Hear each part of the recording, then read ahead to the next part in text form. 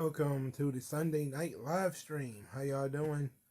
The Lions are officially eliminated from the playoffs, so fan of that.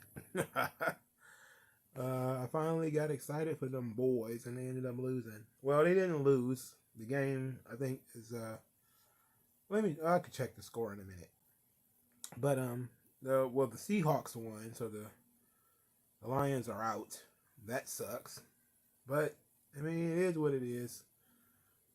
They had a good year, probably their best year in a long time. I can't hate the Lions too much.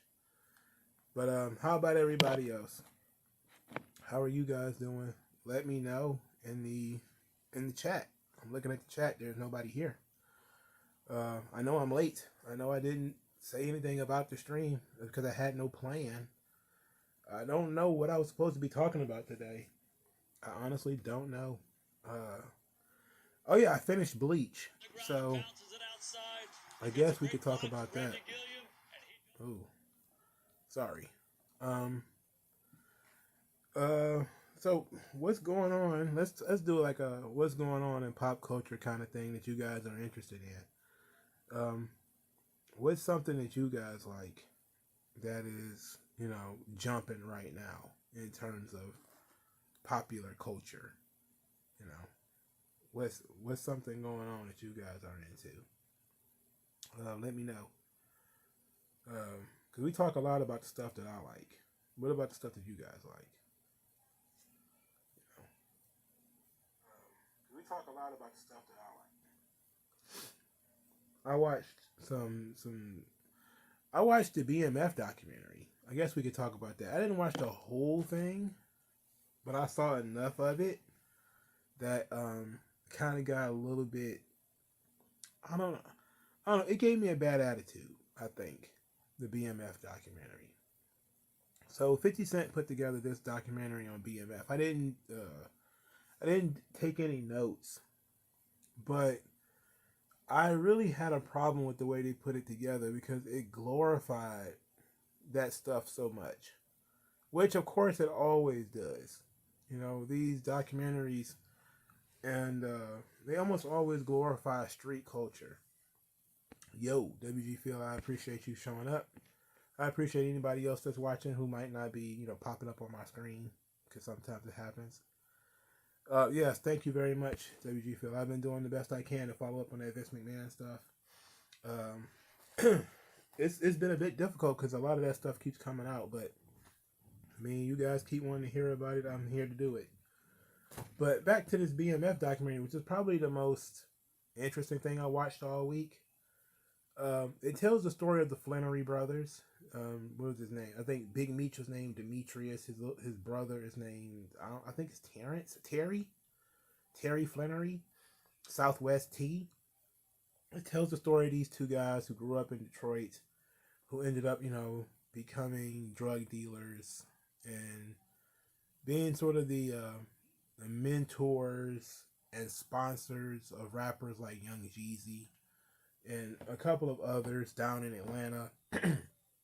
And you really get throughout the story that, especially near the end, that Big Meech is the victim in all of this. That's kind of what they're going for in the documentary. They start talking about how it's a drug crime. Why did he get 30 years for a drug crime? Why did he, it's like I'm sitting here like, okay, it's a test of my libertarian principles because I think selling drugs should be legal.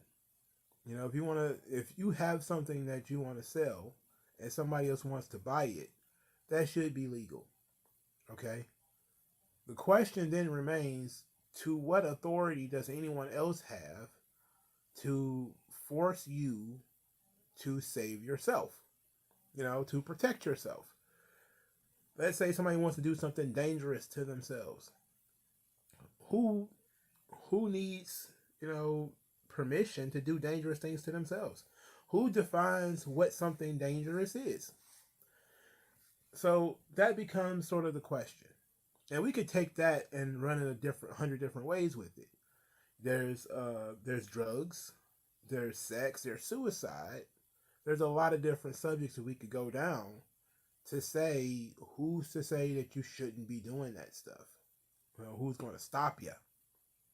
Um, and that becomes an interesting question. But I just kind of want to stop right here because when we talk about Big Meech being a victim, are we for like this guy? He said he started selling drugs when he was like 14 or something like that, and he got arrested. He was 37 or 38, so 20 years, 20 some odd years of selling dope.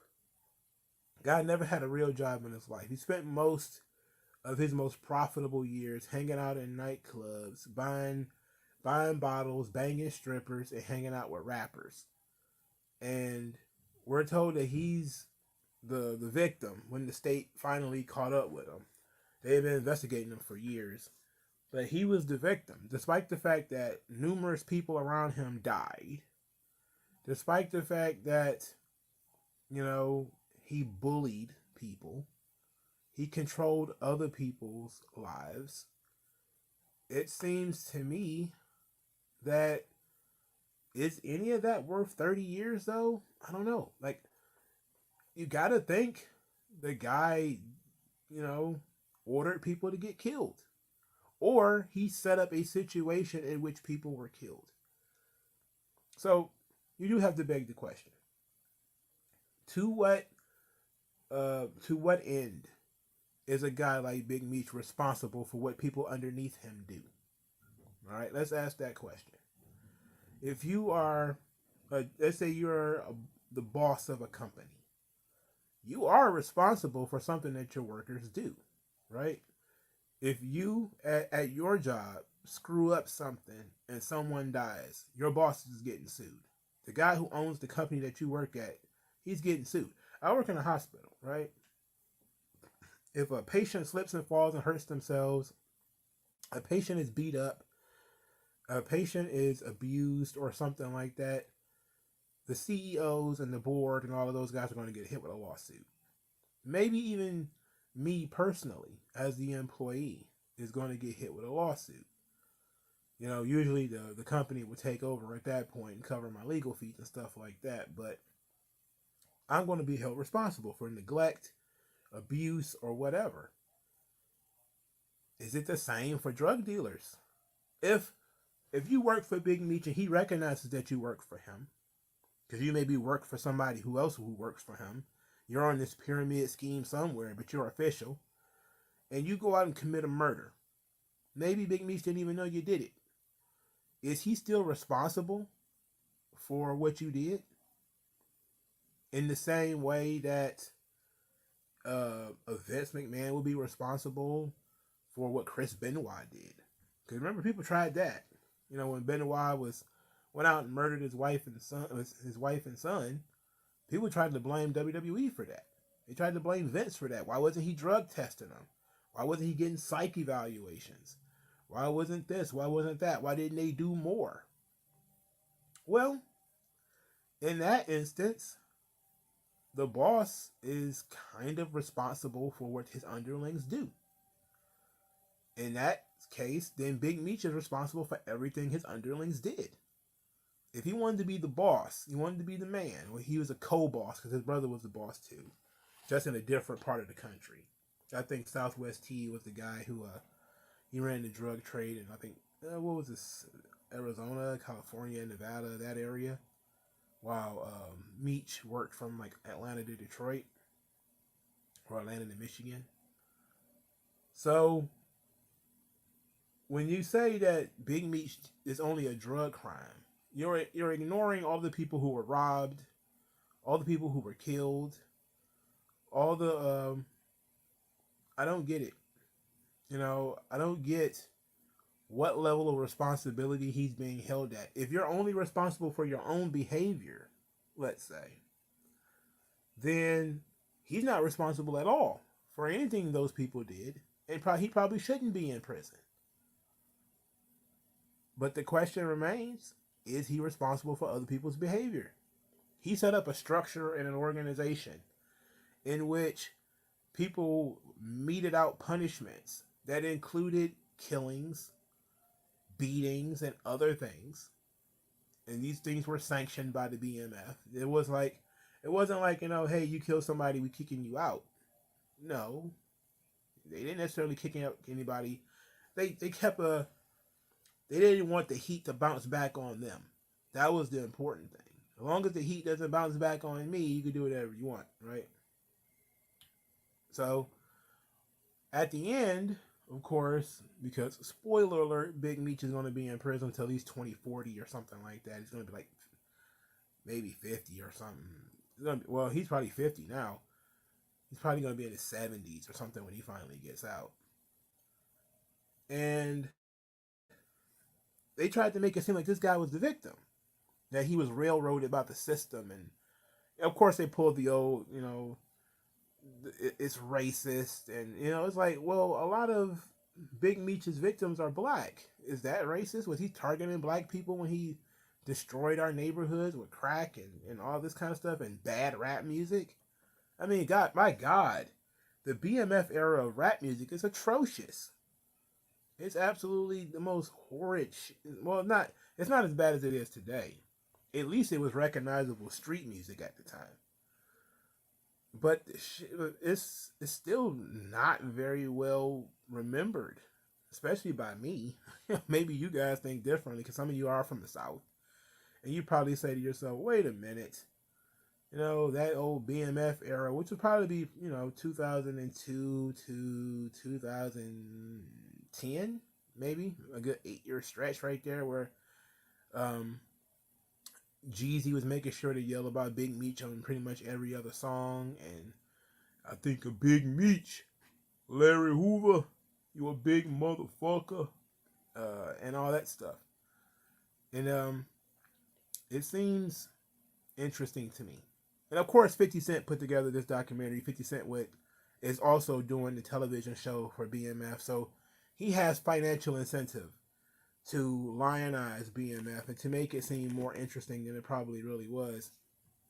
And to make it seem, I don't know, kinder and gentler than it really was. Now, I do have a book on BMF. It's by some chick named, I think, Shalhoub or something like that. She wrote this book several years ago on the BMF. The documentary, of course, is not nearly as in-depth as the book. The book has names, dates, all kinds of stuff in it. I'm not upset about, Big Meech not paying taxes. I don't care about that.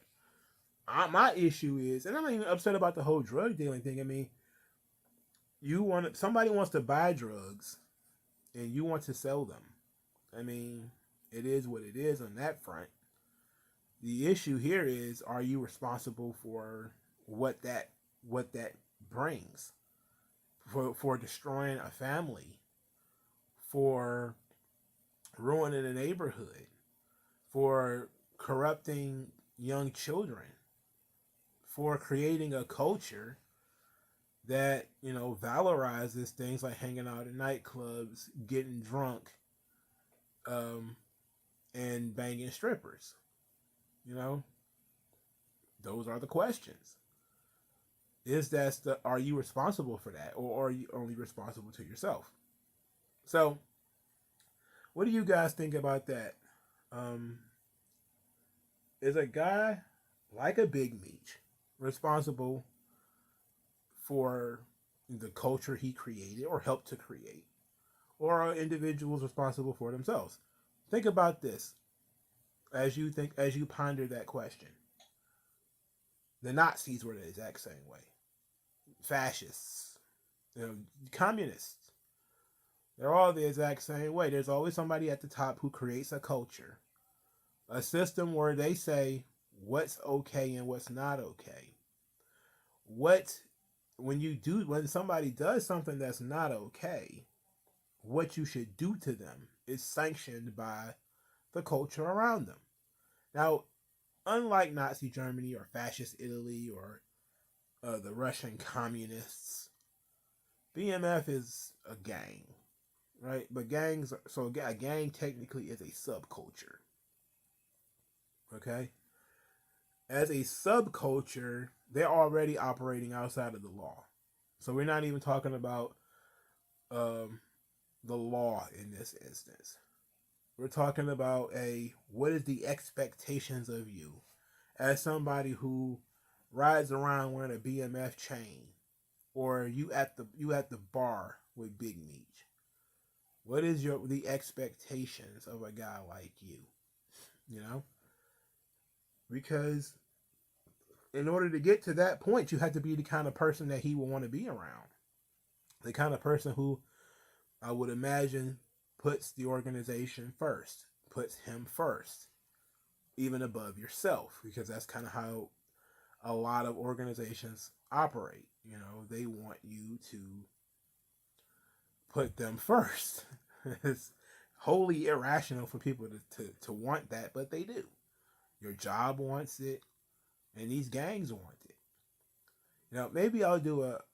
I wish I still had my book Monster by Cody Scott. What not? What isn't it? Isn't it Cody Scott? Um, well, he changed his name to like a Muslim type name. He recently passed away too, but I had to read that book for school because I was studying, gang culture, prison culture, and stuff like that. And Monster was an interesting book that they had us read for that particular semester. And you learn that young man, Cody Scott, before he changed his name to whatever crazy Muslim New African religion that he came up with or he ran into in prison. When he was just a kid, it was ingrained in him how to be a Crip, what it meant to be a Crip, how to police other Crips, how to police people in your neighborhood who weren't Crips. What was an honorable kill, what wasn't, when you should fight, when you shouldn't, who you should fight, who you can't fight, who you must fight on sight in some instances. He was even writing stories to a degree in the book about fake thugs who would get turned out in the juvies or in the jails. They would get turned into boy toys for other people or stuff like that. So there's an entire culture built around it. And somebody created that culture. Somebody says that it's okay. Sure, it's a group effort because other people have to agree. But somebody created it.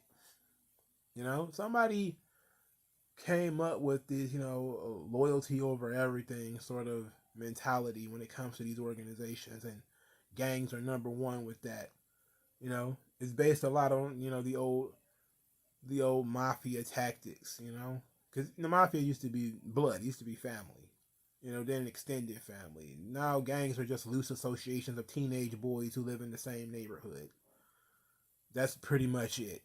And then it became an even looser association of people who just want to sell drugs together. Even they might not live in the same damn city, but hey, you want to sell dope, I want you to sell dope for me. It's a business arrangement. But the idea is the same. If you get arrested, you don't tell. Even though it might be in your best interest to snitch, you don't do that because that's not what we do. And if you do snitch, you get killed. That's almost universal. I haven't come across a gang yet that says, well, we don't kill snitches. I've never came across a gang that doesn't kill snitches. Almost all of them are built on the honor code. You get disrespected, especially in public, you're expected to do something. You're expected to either retaliate physically, usually, humiliate the other person, or kill them. And that's usually tolerated, because a man who gets to the level of a guy like a Big Meech, where people are not only respecting him, but in a lot of cases fearing him, is because he's done that stuff. He's probably bumped off some guys for disrespecting him, or had other people do it for mere disrespect. If I remember, one of Puff Daddy's bodyguards, a man named Wolf, was killed by BMF members.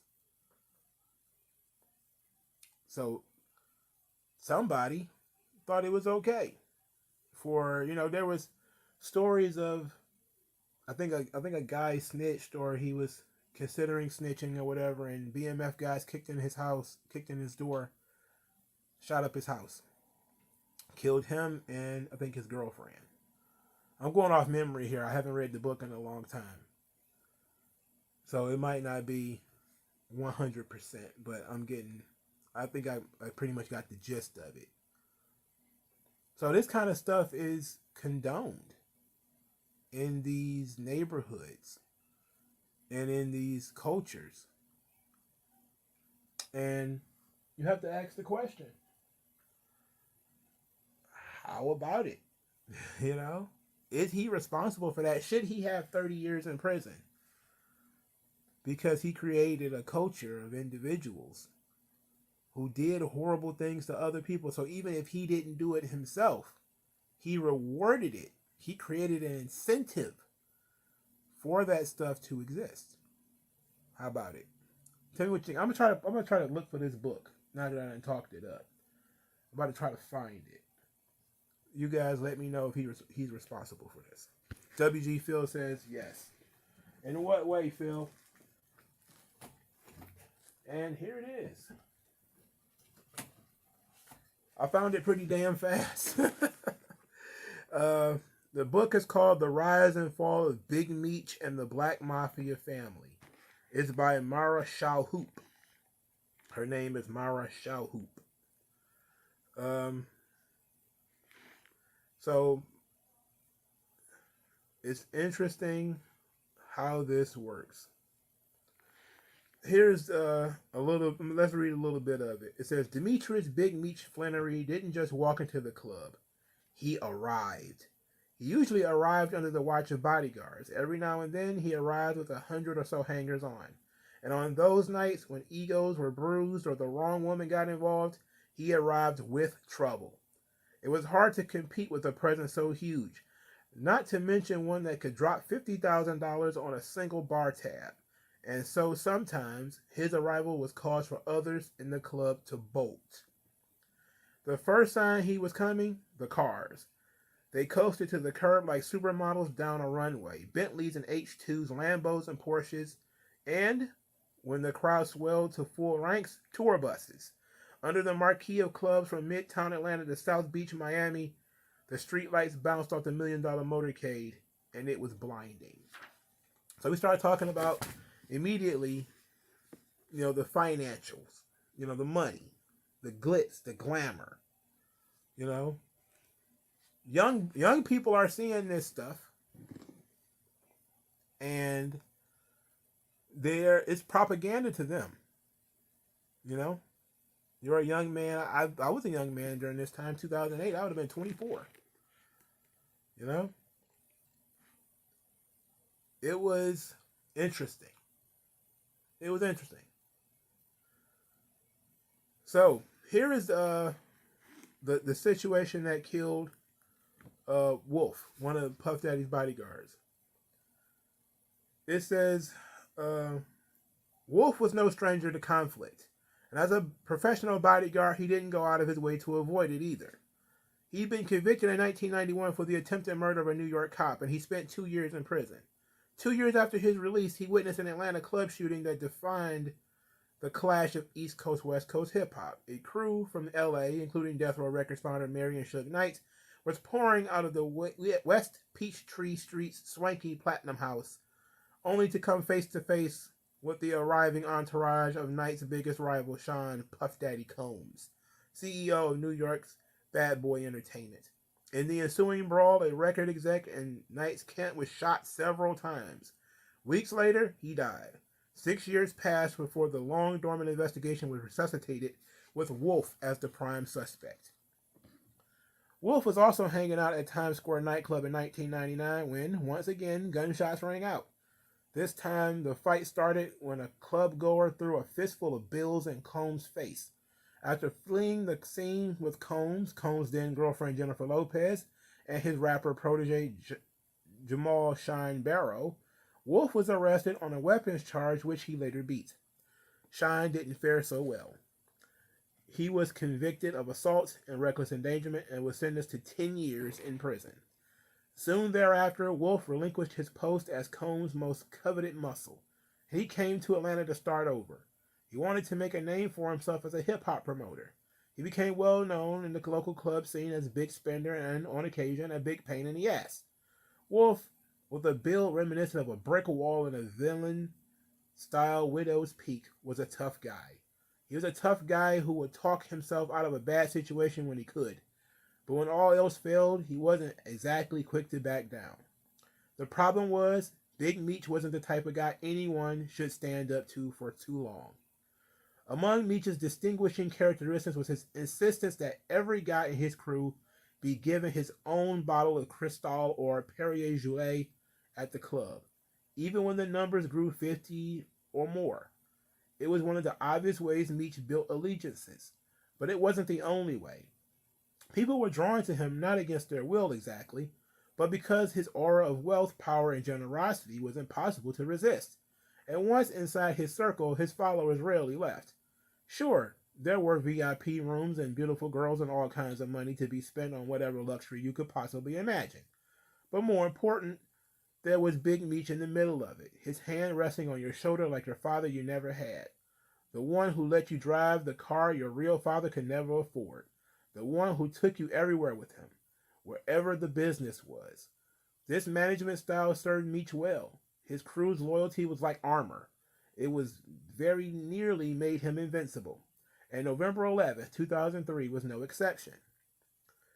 It says, quote, continuing, in Meech's eyes, he and Wolf were friends. A local celebrity photographer had snapped a picture of the two men just a couple of months earlier, each with an arm draped around the other's neck, wearing glazed over but friendly smirks. In those early morning hours at Club Chaos, however, any semblance of camaraderie between them had vanished. It started when Wolf got rough with his ex-girlfriend. She wasn't just any ex-girlfriend. She was an ex-girlfriend hanging out with Meech's crew. Wolf made it clear he didn't want her keeping that particular company, and he knew enough about the crew to know his objections.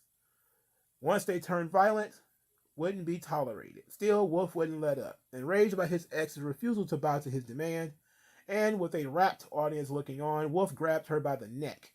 Meech didn't miss a beat. He stepped in and told Wolf to back off, and for a while he did. Wolf actually retreated. But Meech had a feeling that Wolf was still angry, and he thought it was less to do with the girl than with the theory he'd hatched, that Wolf was jealous of what Meech described as a close friendship with Combs. Both Meech and his brother claimed to be tight with the New York music magnate, and it seemed to Meech that Wolf didn't want him on that turf either. An hour later, Wolf stepped back into the picture. He went straight for his ex. He started roughing her up again. That time, Meech didn't even have a chance to react. Club security swooped in and Wolf was tossed out. It would seem that with Wolf's exit, the night's trouble would have come to a close. Meech and his boys went back to doing what they were doing, ingesting an obscene amount of champagne and spending an even more obscene amount of cash. It was only 1:30 a.m. after all, and the bar wouldn't close for another 2.5 hours. Wolf, banished from the cozy confines of the club, stepped into the cool November night and headed toward the parking lot behind the building. He hooked up with his friend Lamont Gertie, where he'd known since they were kids, growing up in the Bronx. He found a comfortable place to lean up against Meech's Cadillac, and he began to wait. So they paused the story here to tell the backstory of Big Meech and how he first became on the Fed's watch list, which was probably in the 90s. Okay? Which is crazy because he wasn't arrested until like 2008 or something like that. So it was pretty much a long time before this guy actually got arrested. So let's go back to the Wolf thing. It says, sometimes after 4 a.m. on November 11, 2003, club owner Brian Alt was running the night's totals. Mondays at Chaos were good money. Wait a minute. I think it's not starting. Oh, here it is. 3 hours later, the night appeared to be winding down without one hitch, until one of Alt's employees came running in shortly after his last call saying something bad had gone down outside.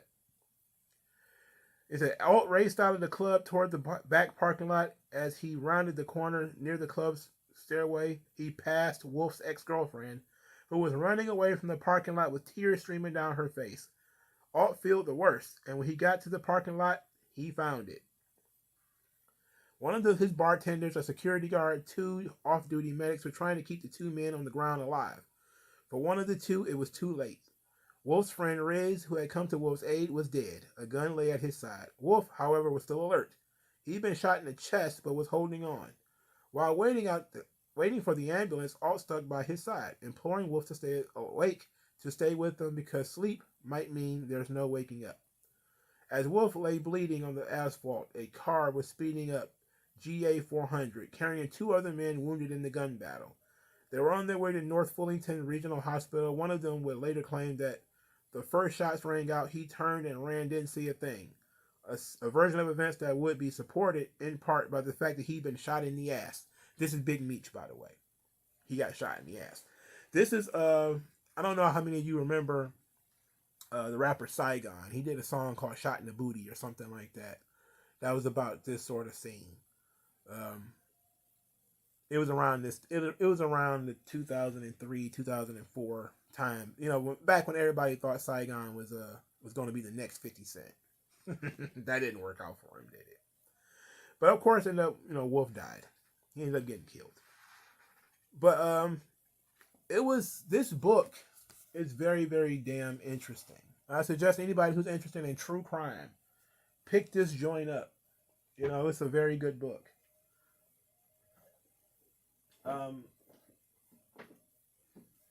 Along those same lines is Frank Lucas's book American Gangster, but I would want to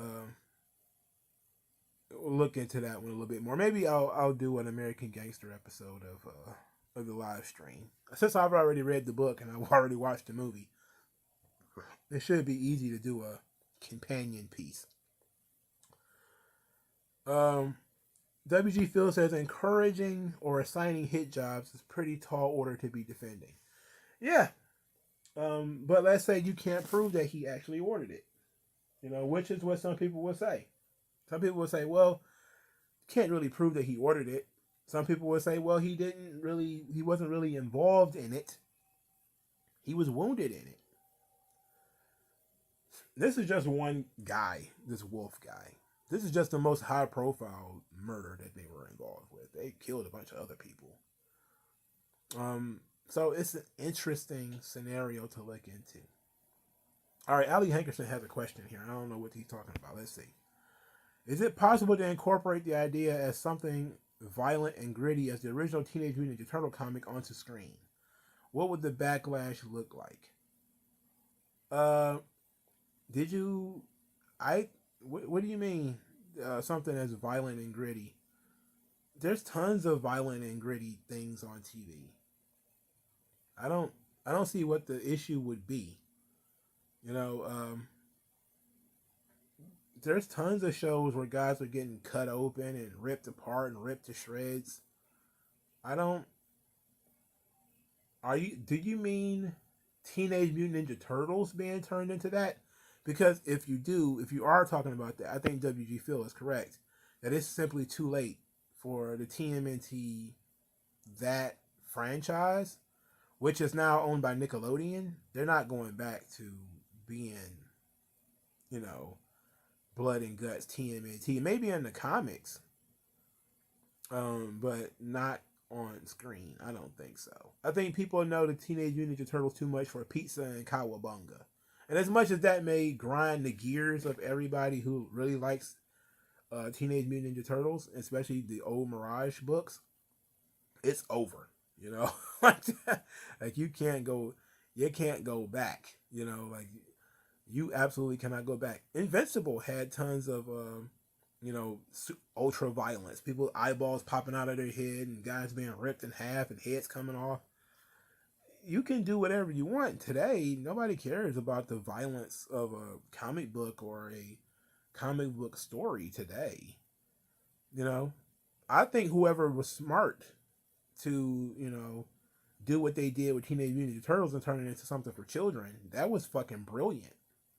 And maybe it didn't seem like it at the time, but it was fucking brilliant. Because I don't think TMNT would be around today if they'd stuck to the original vision.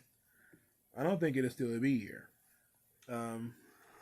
But And you could tell because every iteration of Teenage Mutant Ninja Turtles since the original cartoon series has been essentially some version of the original cartoon series. You know, that's just kind of it. You know, it's all cowabunga and pizza. You know, I love being a turtle. That's what TMNT is now. You know, and I'm not mad at it because I like that stuff. TMNT was fun. I think them being fun is very cool. But I like the idea that they can do both. You know, you can do both. Like Wolverine used to be able to do both. Wolverine could be a character on a Saturday morning cartoon. He had never used his goddamn claws, but he was a cartoon character. But then you could get the blood and guts enemy of the state, Weapon X, um, Old Man Logan Wolverine. You know, that stuff could be that stuff could be rather brutal. You know, there's some really brutal Wolverine books out there, man, where he's just ripping shit up, and they have not utilized that version of Wolverine, the Berserker version of Wolverine. They've never utilized that on the major screen because I think it kind of it kills his character a little bit because you know usually when Wolverine is in Berserker form, he's not who he the cool Western Canada sort of cowboy that everybody likes. You know, the cigar smoking, what it do, bub? Clint Eastwood of the X-Men. He's not that when he's in, you know, faster than lightning, cut your head off into a million pieces, Wolverine. But he's an absolute monster in that case. Um, yeah, that I didn't really like the design of the Mirage Turtles because they had tails. And they looked like they had penises. It was so weird. You know, like there's some again as the original creators, you want as much of your original creation as possible to be out there. But whoever decided to individualize the turtles by giving them the colored headbands, brilliant. Whoever decided to get rid of those fucking tails, brilliant. Because I don't think that again, certain things um was not really necessary. You know, in order to get over the aesthetic. Like, we can tell that they're turtles by their shells. We don't need for them to have tails. All of them having the bandana the same color, I guess it's a good start. And I like how they utilize that in the Mirage. Well, I think it's not Mirage, but I think it's IDW, where it goes from all of them are the same color to each one of them sort of earning their own little color. Um, I like that. But I don't like the idea of all of them having red bandanas on. I don't like that. It's just maybe I'm just too brainwashed by the original cartoon and the movie and everything. But I don't think everything about the Mirage Turtles is the best, you know. But I do think that since they're ninjas, it should be gritty, and they operate in New York. It should be grittier, especially '80s New York. You know, like I said, that New York doesn't exist that much anymore. But 80s New York was, you know, it's the New York that people saw in movies like The Warriors, you know. Yeah, it should be bloody, it should be brutal, and you know, we definitely should you know, definitely should be involved with that. Uh says did you see the original Teenage Mutant Ninja? Come on, man. You think I never seen the Ninja Turtles movie? Hell yeah, I've seen that. I've seen that shit 100 million times. Now, Turtles 3, I haven't seen in forever. I legit haven't seen that movie in a long time. But 1 and 2, got them on DVD. You know, love them. Well, the second one, it's okay. First one, fantastic, absolute classic. Um, let's see. Leaf LZ says, in one of your older videos, you talked about Jesse Ventura being a bad governor. Can you elaborate on that? Honestly, I cannot elaborate on the fly about Jesse Ventura as a governor. I would have to do my research. But I do remember seeing that I think Minnesota, um, I think he pretty much destroyed he kind of set the economy back. I don't want to say destroyed. I think that might be strong language because clearly the state is not completely destroyed. But um, let's see if I can Google his legacy as governor of Minnesota, which is crazy. Because it seems that most people forgot that he was even a governor at one point.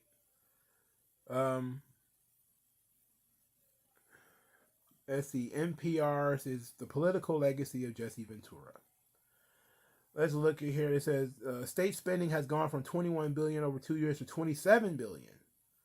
The quality of the state's education system is hard to measure, but a report card released by the Ventura administration gives it a grade of 6 on a scale of 1 to 10. Perhaps Ventura's most monumental legislative achievement is his overhaul of the property tax system. The reforms passed in 2001 were designed to simplify the system by making the property tax a truly local tax. Okay, maybe that's not a problem, but why didn't he just abolish that joint? I know some people don't like the idea of abolishing the property tax, but fuck, once you buy a house, man, it should be yours. I don't believe in, I don't believe that things that, you say you own should be able to be taken away from you. Okay, so this is from 2002, this political legacy of Jesse Ventura. It says, and I quote, as Governor Jesse Ventura prepares to leave office, he ends a term that saw one of the most dramatic 4-year shifts in Minnesota financial picture. That Jesse Ventura inherited a $4 billion surplus and leaves office with the state facing a $4.5 billion deficit. Will he be remembered as the man at the helm when the state's economy took a nosedive? It sounds like it. How much money did he fucking spend? And what did he spend it on? Now I'm looking at this thing. I'm trying to figure out what did he spend it on. I found it. Lightspeed Rail. It says the Hiawatha Light Rail line between Minneapolis and the airport is under construction, but Ventura won't be able to ride it until 2004. So they were building some kind of light rail system. And look, I know that there are certain kinds of Americans that are really, really, really into light rail. Okay?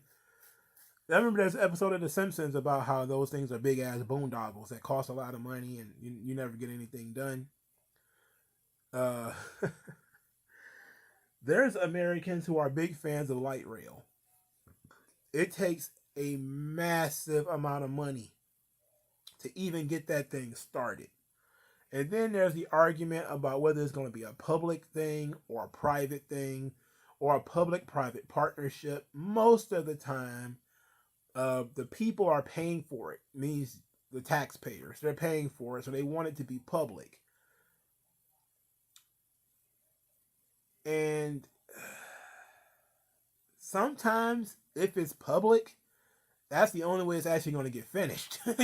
So like here in Detroit, we tried something called the Q line. It was supposed to stretch to other cities. That's how far we wanted it to go. Simply put, it just really goes down Woodward. Like that's it. Like the Q, it's nice. We don't have to pay for it anymore. But there's at least 2 failed trains in Detroit. The People Mover, which was downtown. It takes you to different spots downtown, but it was supposed to stretch further beyond where it is. And the People Mover it's fun to be on. It's fine. You don't have to walk as much, but it doesn't do what it was designed to do. They had to give up on it. Now we just have this train on this track that goes above downtown Detroit. And now we have that Q line, which is was meant to be a light rail thing. It just goes down the middle of fucking Woodward up to the New Center area. And that's it. That's as far as it got. It goes downtown to Hart Plaza into the New Center area. I know if a lot of you are not from Detroit, it's still in the same city. It was supposed to go to other cities. It was supposed to go down, like as far as Woodward goes. It was supposed to go through other cities. It's supposed to go to Ferndale and Royal Oak and no, most of those people, most of those middle class areas like Royal Oak and Ferndale, they didn't want the fucking Q line. They didn't want the bus coming through there. I remember this conversation that I was in class when a lot of this stuff was going on, because I told you I have a master's in public administration, so we was looking at things like the Q line. We was looking at it and investigating it and studying it as it was going on. The arguments about the Q line. Now, before the Q line really even got started, right? I just said, okay, what's something that's similar? You have to benchmark. What's something that's similar that already exists? And of course, you could look at, subways and light rail systems or whatever in other cities and other states or whatever. Like, you could look at how they do it in Europe, which is what a lot of liberals do. They look at, the European model, and that's what they want. They want to have a train system that goes from here to there and everywhere, kind of like how they have it in New York, where you have a train, I think, that goes through all the boroughs, and there's also a train from like Philadelphia to New York or whatever. Those things cost hundreds of millions of dollars. It's a big old boondoggle, and it's so often. It's a money pit. The moment you build the damn thing, it either don't go as far as it's supposed to. You may say, oh, we're going to stop right here and we'll get the cash and we'll rebuild it, build some more of it, and it never comes. It never happens. Because contrary to popular belief, man, trains and rail lines and stuff like that, it ain't that popular. I know it's popular in Europe because everybody lives so close together. A lot of these countries are very, very, very close together. In the United States, everybody is spread out. So it's a different scenario. The United States was indeed built for the usage of individual modes of transportation. It was built for cars. Now, so what you have is, you get a lot of the liberals in office, they come in, they decide they don't like cars. They've come out and said it. They don't like cars. And they want everybody on these public trains or on these public buses. And then, like, to go back to what I was saying before about the Q line and all that kind of stuff, when I was benchmarking, I saw everybody's going to do Paris or New York or whatever when it comes to these subways. I did the bus service. It was simple because there are two bus systems in Detroit. There is DDOT, the Department of Transportation, and then there's SMART. SMART is private. It's technically, I think, a public-private partnership now. At the time, back then, SMART actually came into the city. Now only the SMART Fast bus comes into the city. There was a system where the SMART bus would come in from a point in Detroit and take you to the suburbs somewhere, usually so people can go to work, right? It was a straight shot. It was very easy. You would sit back, you would wait for the bus. It would probably take a long time because the ride is longer, but it could take you to the suburbs. When they was trying to build the Q line, they had to start asking the cities that were going to be involved if they were willing to pay for their leg of the Q line. And I remember Royal Oak said, no, we're not paying for it. In fact, they wanted to ban the SMART buses from coming into Royal Oak. They didn't even want people riding the bus through their precious area. These are the people who vote Democrat too, by the way. That NIMBYism is a really big deal. And of course it became, well, all those people are just racists. They're all racist because black people are more likely to ride the bus and yada, yada, yada. But really what it was a class division.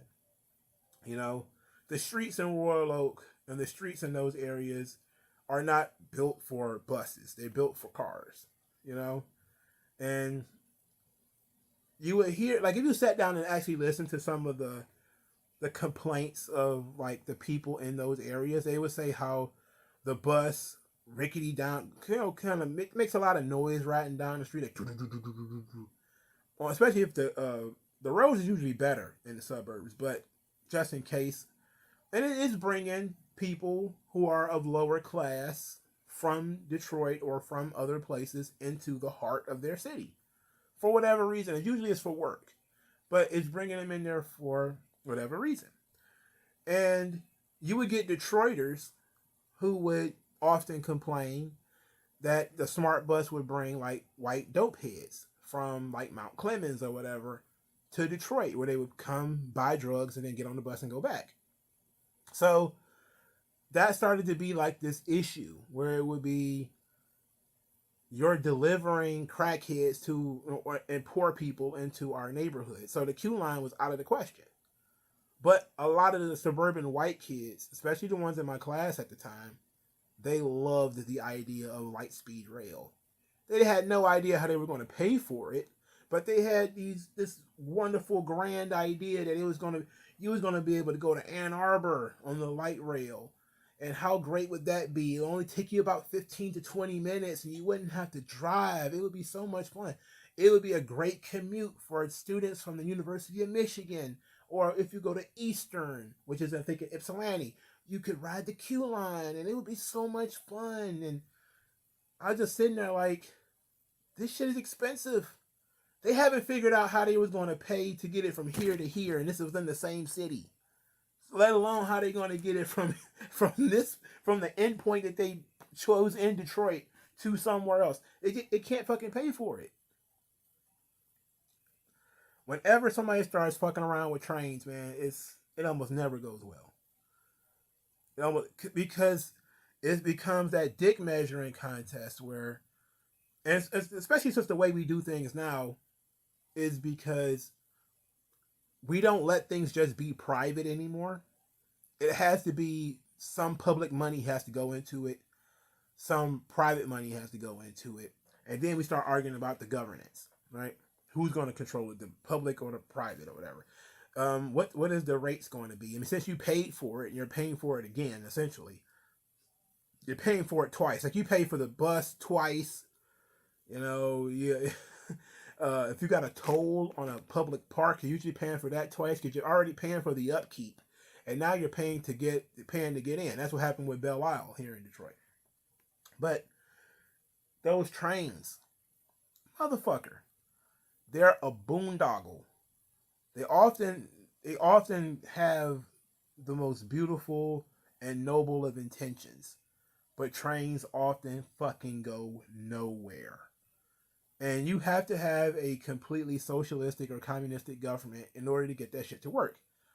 Because it's going to lose money. Like, I constantly hear about New York losing money on the trains. Like, it's such an expensive thing to upkeep. And you have to keep them clean. The Q line here in Detroit was vandalized before its first trip. Before the Q line even made its first trip, somebody had found where it was, spray painted all over it. Then they had to postpone it so they could clean it, and then they did it. So, and then you have to maintain the track. So that's expensive. Have to pay the drivers. That's expensive, especially if they're going to probably be unionized. That's going to be expensive, especially if it's a public situation. Because then, if it's like the bus system here in Detroit, the bus drivers are unionized because it's government. Almost all government employees are unionized.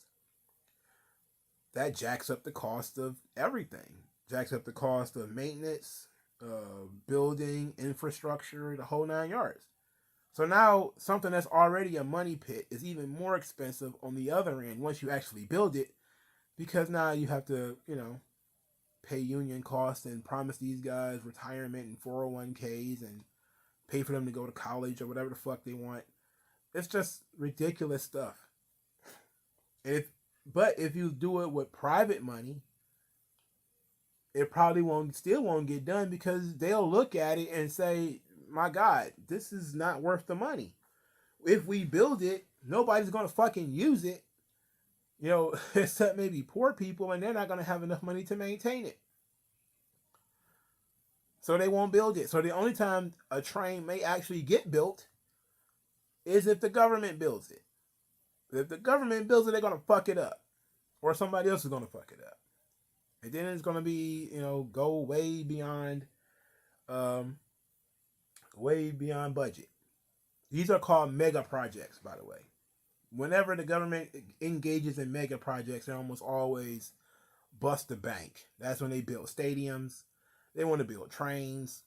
What's another one that they like? Bridges. That's another one. Bridges to nowhere, trains to nowhere, stadiums that operate for 5 to 10 years and then they get rid of them and they want to get another one. Um, there's just so many city government just waste, and it seems like that's what took down Jesse Ventura. Was he wanted to build a train in Minnesota, and it didn't work out. And of course, he couldn't turn around the education system. But I would need to look into it a little bit more to be able to give you some real good examples. But that's just me off of one Google search. I haven't looked up his record and looked at the things that he voted on or legalized or statements that he made or anything like that. But it was pretty clear that when he left office, Minnesota was in a worse place. That part was just true. Financially they were fucked. He lost a ton of money. Spending too much. Mega projects immediately equals spending. It's almost as bad. I know some libertarians are going to cringe when I say this, but mega projects are almost as bad as war. Almost as bad as war. Because war ain't shit but a money pit. The only thing that make war worse is that people actually die. You kill other people. Usually people you don't know for reasons that are not yours. Building bridges sometimes is necessary, but you have to know where the bridge should be built, where your line is. Are you going to make the money back? Like here in Detroit, we had a big thing about the bridges too. The Windsor bridges. Who's going to own them? Is somebody going to buy them? Should they be private? Should they be public? We are going to have that private-public argument because, again, there are certain people in the United States that don't believe that private money should do anything. Like individuals should not be able to own a bridge or a bus or whatever. Why? I don't know. I have no idea. I don't see what the big deal is. They want to have their cake and eat it too. They want to get rid of your car, force you to ride the train, but force you to pay for the fucking train too. It's like, no, you build the fucking train. I'll drive my car until you build the train. And it's like, no, we're going to get rid of your car now. And then in 10 years, you'll have a train. And wouldn't that be great? Like, well, no, what the fuck am I going to do in the meantime? Oh, we're going to get rid of your gas guzzler and replace it with an electric vehicle. Okay, great. But electric vehicles are fucking expensive. Oh, just give it up 10, 15 years. Once we start, doling out these goddamn tax credits, then everything will turn out great. It's like, how about no? How about you leave me the fuck alone and I'll make the decision about whether I drive a gas car or an electric car. You don't make that fucking decision. That central planning shit doesn't work. And that's partly why trains don't work. It's a centrally planned. Mega projects almost always are centrally planned. It's some bigwig somewhere with their hand in the cookie jar deciding, hey, I want to do this for this reason. And convincing other people is smart. It's like, well, no. The truly smart person will figure out how to do it with their own fucking money. And not try to, do it using other people's money. Because it's almost endless the amount of money cities and states and the national government has when it comes to taking your fucking money. They'll find more ways to raise your fucking taxes. There's an unlimited number of that. VAT taxes is something they do in Europe. And that probably helps pay for those expensive ass trains. We don't have VAT taxes in the United States, not yet anyway. New York played around with it, but I think they got rid of it. VAT taxes are value added taxes. Sometimes they're called fat taxes. They may tax unsavory things, alcohol, cigarettes, tobacco. I think New York had a tax on soda, or what we call pop here in Michigan. They tax like potato chips, and stuff like that. the point of taxing all this stuff is so people won't use it. But you end up killing small businesses. You end up killing like the bodegas, and you end up killing like the local restaurants because, you know, who's to say their hamburger is any different from McDonald's and all that kind of shit. So you and it just increases the cost of things. I here in Detroit, Kwame Kilpatrick played around with the concept of a fat tax. He wanted a fat tax for, I forget what he wanted to do, but he pitched a fat tax here in Detroit, and they got unanimously shut down. Unanimously shut down. Look, even the left knows when you've gone too far. When you want to start taxing their coney dogs and their chili cheese fries, they're like, fuck you, Kwame Kilpatrick. But he wanted to do it. I knew in New York it was they started banning like supersize and all that kind of shit. This stuff makes no sense. Like the same thing they're doing with vape pens. You know, they're starting to, you know, tax vape pens until non-existent. Or now they're just banning them. I think California just plain banned them. I think other places are just plain banning vape pens. They're just getting rid of them. You know, other places are just saying, well, we'll tax it to the point where a vape pen is like $10 or $20 or whatever. It's ridiculous. And I'm glad I don't have those habits, because I would be more furious than I am if I did. If I had like a really bad habit, I would be furious because the government just looks for reasons to fuck with you. You know, you like to smoke cigarettes. Where are you gonna smoke? On a rooftop? They got places that they legally can kick you out of for smoking a cigarette. You know, there was when I was on campus, college campus, you couldn't be 100 yards around any government building with a cigarette. So that means you basically have to stand in the middle of fucking traffic and smoke a cigarette.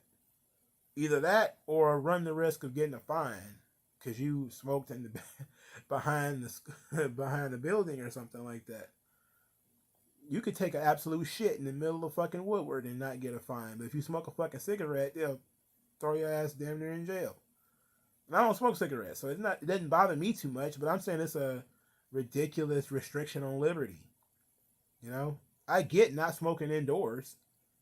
I can understand that. You know? But a guy smokes outside, he's already outside. You know, like now he has to be outside plus 100 feet, you know, or 100 yards or whatever. It's like, it's crazy. That's nutty. Sorry, I went on a rant there. TN Pyro asked the question, Mongo, did you play Marvel Ultimate Alliance? I'm pretty sure I did. It was probably on Xbox, but I don't remember it. I probably might remember it if you talked about it. AJ3 says, what was your last Image comic book you read when you first was interested in their first debut other than Spawn? Well, I wasn't reading comic books at the time. So when Image really popped on the scene in the 90s, I was too broke to have a comic book habit. I really was not. So I really started buying like the old Spawn and stuff like that in dollar bins just a few years ago. I probably got more of that stuff than I should, considering it's not very well written. You know, I could probably dump some of that shit. And I probably should start going through like some of that stuff I bought in the dollar bins 5 or 10 years ago and getting rid of it, you know. Let's see, G Coalition brother. If the vile shit involving companies like Troma and Balenciaga hasn't gotten people's careers destroyed, TMNT being too violent and gritty is not the reason they aren't going back to the OG comics run. Yeah, that's not going to be it. It's not because it's violent or anything no shit like that. It's because the Turtles works more as cuddly creatures that are fun and engaging and colorful and all that stuff. That's the reason why they just say screw it, we're going to go with that and not go with, you know, heads getting chopped off and people getting stabbed with size. It's not going to happen. I think it would be interesting if they tried that, but I don't know if that would work. AJ3, Did you get to see Bruce Willis' Death Wish? What did you think of it, or did you prefer the original with Charles Bronson? Well, the original was always classic. Um, Bruce Willis' Death Wish is okay. I felt it was a little tepid in terms of the original is just along the lines of like Dirty Harry and stuff like that, where it's just seminal. I feel like I should watch that movie tonight. Now that you mentioned it, but I'm probably gonna go to bed as soon as it's over. But the Bruce Willis Death Wish was okay. I felt it was a lot like there was another movie that was, I think, similar. I'm trying to remember what it was called, but I felt like there was a movie similar to that, a couple of years before. Um, what up, Eric Mack? You want a cue to the next city? It would be nice if we could build a train to go to another city or another state, and it will be affordable. But I'm not so sure if it is. Yeah, I know that's right, Kratos. Right? Everybody's gonna fucking go to Ohio. What do we need a train to take motherfuckers to Toledo?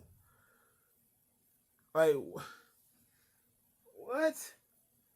I don't want fucking Ohioans in Michigan. Get the fuck out of here. Uh,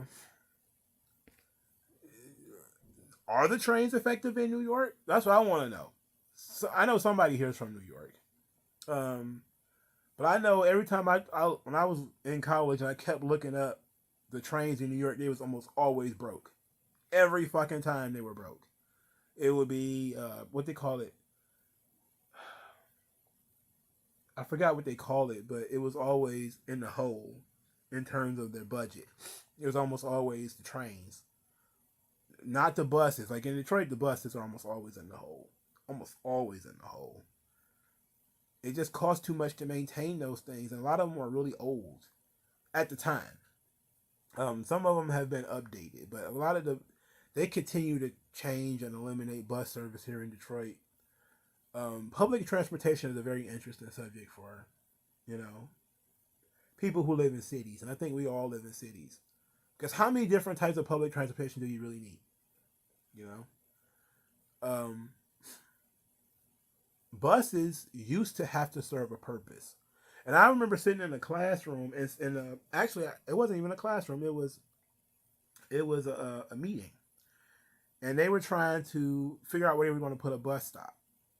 And they said the bus stops need to be one in an openly lit area because they don't want people out there in the dark.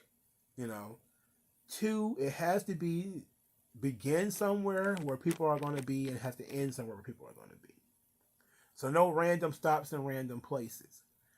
So I remember seeing when we outsourced I forget what it was basically, we had like a healthcare system in Detroit that was sort of outsourced because we were going bankrupt because we had too much on our plate. So we privatized this sort of miniature health system in Detroit into I forget what the place was called, but it was shady business. It was dirty business because the young lady, let's say, who was running it under the city, she formed a nonprofit and then got the contract from the city to run like immunizations and vaccinations and different things like that. And I was like, wait a minute, how did she manage to do that? But whatever. But I think it was called IPH or something like that. But anyway, she wanted to place the bus stop right in front of her building, and she made a good argument. She said, look, our population is going to be mostly older people. It gets cold sometimes. We don't want them to walk very far on the ice. And, we want to be right on the bus line where people can find it, come in, do whatever they need to do in this clinic, and then get right back on the bus and go back. And I felt like genius. And now I pay attention now. Because now a lot of the bus lines here in Detroit, a lot of things are on the bus line, like Walmart. There's a Walmart on pretty much every bus line that goes outside of Detroit. There are no Walmarts in Detroit. There are no malls in Detroit. They threw a goddamn parade because there was a Myers on 8 Mile outside of Detroit, right outside of Detroit. Okay, I remember they threw a fucking party like, "Yay, we got a Myers, a Super Myers, or whatever the fuck." I'm like, it's not in Detroit.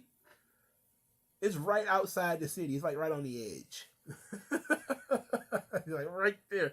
Like if it's in Detroit, it's like barely in Detroit, you know. But they made sure like Walmart's on the bus line, the movie theaters are on the bus line, whatever. But then people stopped going to these places. You know, the buses take forever. So they started cutting service. Now, bus that was 24 hours, you know, which was great for me because then you could work late, you know. You can get off at 4 in the morning and still get home at a reasonable time. That's what I used to do. If I had to work night shift and catch the bus these days, man, praise God for Uber. And then you'll probably end up paying, you know, a certain part of your paycheck to fucking Uber every week, but you know, at least you get back and forth to work. But yeah, you wouldn't be able to do it today because they cut so many bus services, cut so many bus lines. You know, it's almost always underwater. But that's what the government does. So the government doesn't make money; it spends money. You know, so when you ask the question, what is above board when it comes to government? You get enough of these programs that ends up going underwater. You got a government underwater. You know, it's no different than if you got a bunch of kids and no job. You know, that's money going out constantly feeding, clothing, sheltering these children. They can't make money, you know, so you're just constantly feeding, clothing, sheltering, and trying to find some way of keeping money coming in. You know, can't have more kids than you can take care of. The government shouldn't have more jobs than they can do with a reasonable tax base. You know, but you can't have that conversation with people; they'll flip out. You know, I tried recently. There was like, the government is not a business. I'm like, motherfucker, this city went bankrupt. You know, like households can go bankrupt, companies can go bankrupt, cities can go bankrupt, states could go bankrupt, counties could go bankrupt, countries can go bankrupt. That means they all run exactly the same fucking way. You spend more money than you make, you're going to go bankrupt. Therefore, you need to limit your spending. Limit what you're actually doing. It means the government should do less. Oh, but we need the government to do this and do that. Like, no, you don't. God damn it. That's half this shit the government does not need to do. Police, prisons, okay. Thumbs up. Fine. Fire, ambulance, yes. Do we really need the government to go into the county and figure out labeling and shit like that? Like, when they outsourced our health services, right? That means somebody else took over the inspections of like restaurants and stuff like that. They would go in, they were doing inspections. And they would do so on behalf of the government. So they would get like a contract to go in there and make sure that the company was up to code or whatever.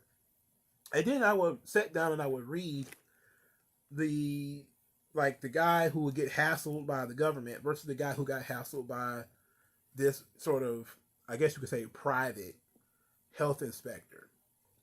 And he would always say that the private health inspector was actually worse. You know, he was actually the one doing his fucking job. You know, he was the one in there saying, oh, this door is not supposed to go in, it's supposed to go out, so we're going to write you up for that. Oh, no, there's no labels on these bottles, I'm going to write you up for that. No. For starters, I was frustrated even hearing that, but at least there was a guy who was being paid and he was doing his fucking job, as opposed to the other motherfucker who wasn't doing anything, you know? But, I don't know, like, the government doesn't need to do everything, man. Why do they need to repair the fucking roads? Like, we know fucking, you know, concrete masons. We can figure that part out, all right? We don't need the government, we don't need the state to do it, you know? It takes forever to build the fucking roads or to fix potholes because the government insists on doing it themselves. And therefore, big fat guys in construction work, they just sit down and smoke a stogie and eat them a turkey sandwich or whatever. And what would probably take them 2 or 3 days to do, it take them 2 or 3 weeks to do, because they decided we're going to soak up this good state money and we're not going to do it. We're not going to do our best job. And we know that they do this. We know that they do this. And you don't do anything about it because there's nothing you can do. The contractors, half the time, or, well, not the contractors, I mean, they're government workers, they're government employees, which means they're probably unionized. There's nothing you can do.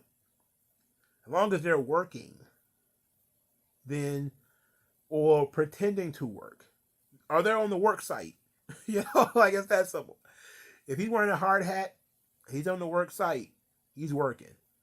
Oh, wait a minute. He was in the ham shop eating omelets at 10:30 in the morning. Wait a minute. He was there for 45 minutes. He only got a 30-minute lunch break. Look, I'm not one to police people's lunch breaks, but when it's taxpayer money, brother, come on. Cut me some slack here, brother. I'm paying it for this shit. Like, every time I look at my check, man, I get mad. Because the more I make, the more they take. I don't have any kids and stuff like that, so I just get reamed. I get punished for moving forward in the world. I get fucked over for that shit. So I started paying attention. But I'm also not the snitching type. What I'm going to do, call the cops, or call his boss, this motherfucker is in here eating biscuits and gravy. It's 11:30. He's been here since 10. I'm about to do that. Besides, his boss probably sitting right next to him. Fuck. Stupid.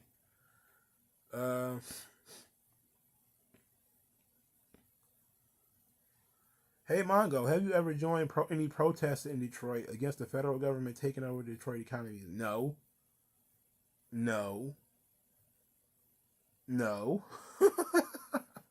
Here's the thing, and I know this is probably going to piss some people off, but the federal government didn't take over. The state took over. And the state took over because the city government was so broken, and the people, the city council that was voted in by the people, was so stupid that they continuously made the same mistake. It could not reliably get themselves out of this situation. It was like a fly got trapped by a spider. And no matter how much this fly wiggled and shook, he wasn't getting free. So then you, with your human hands, have to step in and separate the fly from the web so he wouldn't get eaten by the spider. That's basically what the state had to do. And it wasn't just Detroit. It was also Benton Harbor. It was also Flint. It was a bunch of other cities too, all run by Democrats. All of them had the same situation. Tons of public works, big projects that they couldn't pay for. Long-time employees that had been working since the 60s or whatever, promising them untold amounts of unemployment and retirement, 401ks, lifetime health insurance, all that stuff. It's like, that shit is expensive, man. When you have a bunch of people retiring every year, and yeah, they're a little bit older, they're in their 60s or whatever, but then they live longer than you think they will. You think that somebody's going to keel over at 67, you only going to pay for their retirement for 2 or 3 years. No. They're 78 now. They're 79. 80. You're like, God damn, this dude worked in the water department for 20 years. He retired at, 56 or something like that. He's been living on the state dole for 25 fucking years or something. You're like, wow, we've been paying for this guy's, he fixed income, sure. But we're paying for this stuff, And it's not just one guy. It's hundreds and multiples of this same guy. And who knows how much of that insurance he's actually using. He might actually have some serious injuries that he's constantly hitting that button that the city has to pay for. So they decided to start downgrading all of their benefits. They had to renegotiate all the contracts with all the unions and everything. It was ridiculous. It was stupid. But it wasn't the federal government. It was the state that took over.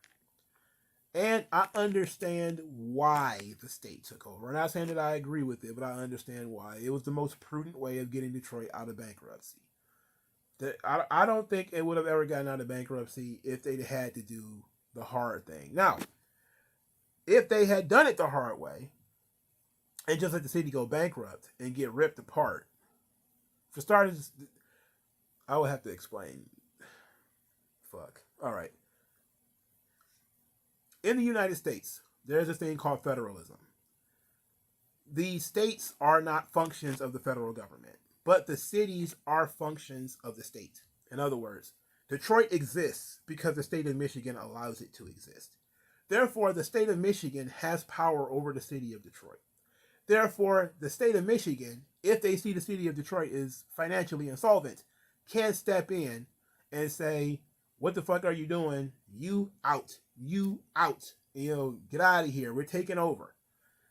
They have the ability to do so because the state is over the city. The state can pull the city's charter if they want to and end it.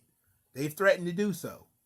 They've threatened to pull city charters, which is it's a big problem, but they threatened to do it. I've literally seen it in writing, that they've threatened to pull city charters. They have pulled city charters too, if I remember correctly. They'll be like small villages or whatever. They'll pull their charter or some shit for fucking up something. But when you're under financial situations like that, the state's gonna step in. They got to. There have been other cities like Vallejo, California, I believe was bankrupt, and the state of California had to step in. It happens. It happens a lot in Michigan, but we got a lot of blowback for it because Detroit's a major city, And then the Flint thing happened with the Flint water crisis, where the state stepped in and took over that, and then they fucked it up. Which, they didn't fuck it up on purpose. It was an accident, but it was a pretty big, expensive fucking accident that poisoned thousands, probably millions of people, and was a huge black mark on the state, and continues to this day because Flint still does not have clean water, not 100% clean water. So, no, there was no point in boycotting. You should have boycotted the fucking city for getting fucking broke in the first place, for making all these promises they couldn't keep, for getting involved with all these fucking casinos and all these mega projects, building bridges and queue lines and a bunch of other bullshit. Building the Lions a stadium and the Pistons a stadium. They're fucking owned by billionaires. The fucking Fords. Yes, the Fords. They own the Lions. They can build a fucking stadium. All right? Why the fuck is the city of Detroit paying for it? Where the fuck the Fords going to move them to? Iowa? They're not going anywhere. Build your own fucking stadium. I wish you would take the Lions away because we don't want to pay, there's $100 billion or some shit for a stadium. They do that shit all the time, man. It's stupid. I've studied all this shit. Trust me, it's stupid. Leith Elzy, never been to Michigan before. Do the upper and lower peninsula have different cultures or any major distinctions? Yes, they even have different accents. Upper Peninsula sounds a lot more like Wisconsin. They're actually very close to Wisconsin. It depends, of course, where you are in the Upper Peninsula. But Upper Peninsula, they had a snowstorm. We didn't have snow. We didn't have major snow in the Detroit area yet. But the UP has had snowstorms. I'm talking fucked. Where the bridges are shut down and everything. And that's been within the last month or two. The Upers are having a tough time up there, but they like it up there, man. They hunt and fish and live on the lake and all that kind of stuff, man. They like it up there, so I mean, it's fine, I guess. I'm willing to sell they dumbasses though. Sell them in Wisconsin, who cares? TN Pyro has seen hella vape shops now. Yeah, it's the same thing with hookah. I'm starting to see a lot of hookah shops too. I don't like hookah. That shit looks like trash. I don't smoke anything, but hookah looks dangerous to me. Like you're smoking out of a grapefruit or some shit. Like what is this? And it seems like I only see that shit where there's a bunch of fucking Arabs. No disrespect to Arabs, but I never seen like black people do that shit on their own. Like they're just gonna sit around and smoke hookah out of a fucking grapefruit. I never seen anybody do that shit on their own. It's almost always dudes with Arab friends. Like what is the Arab dudes? What do they introduce? Or Chaldeans, or not Arabs? Like why are they? What are they introducing you to? What the fuck? Why are you smoking out of an orange? Like stop doing that. It's stupid. Um, I heard they raised the pack of cigarettes. Well, they always do.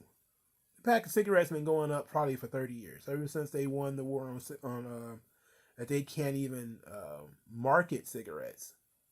The cost of cigarettes been going up. You know. WG Phil, will you attend SummerSlam this year? I hear it's in Michigan. If it's in Detroit, I will go.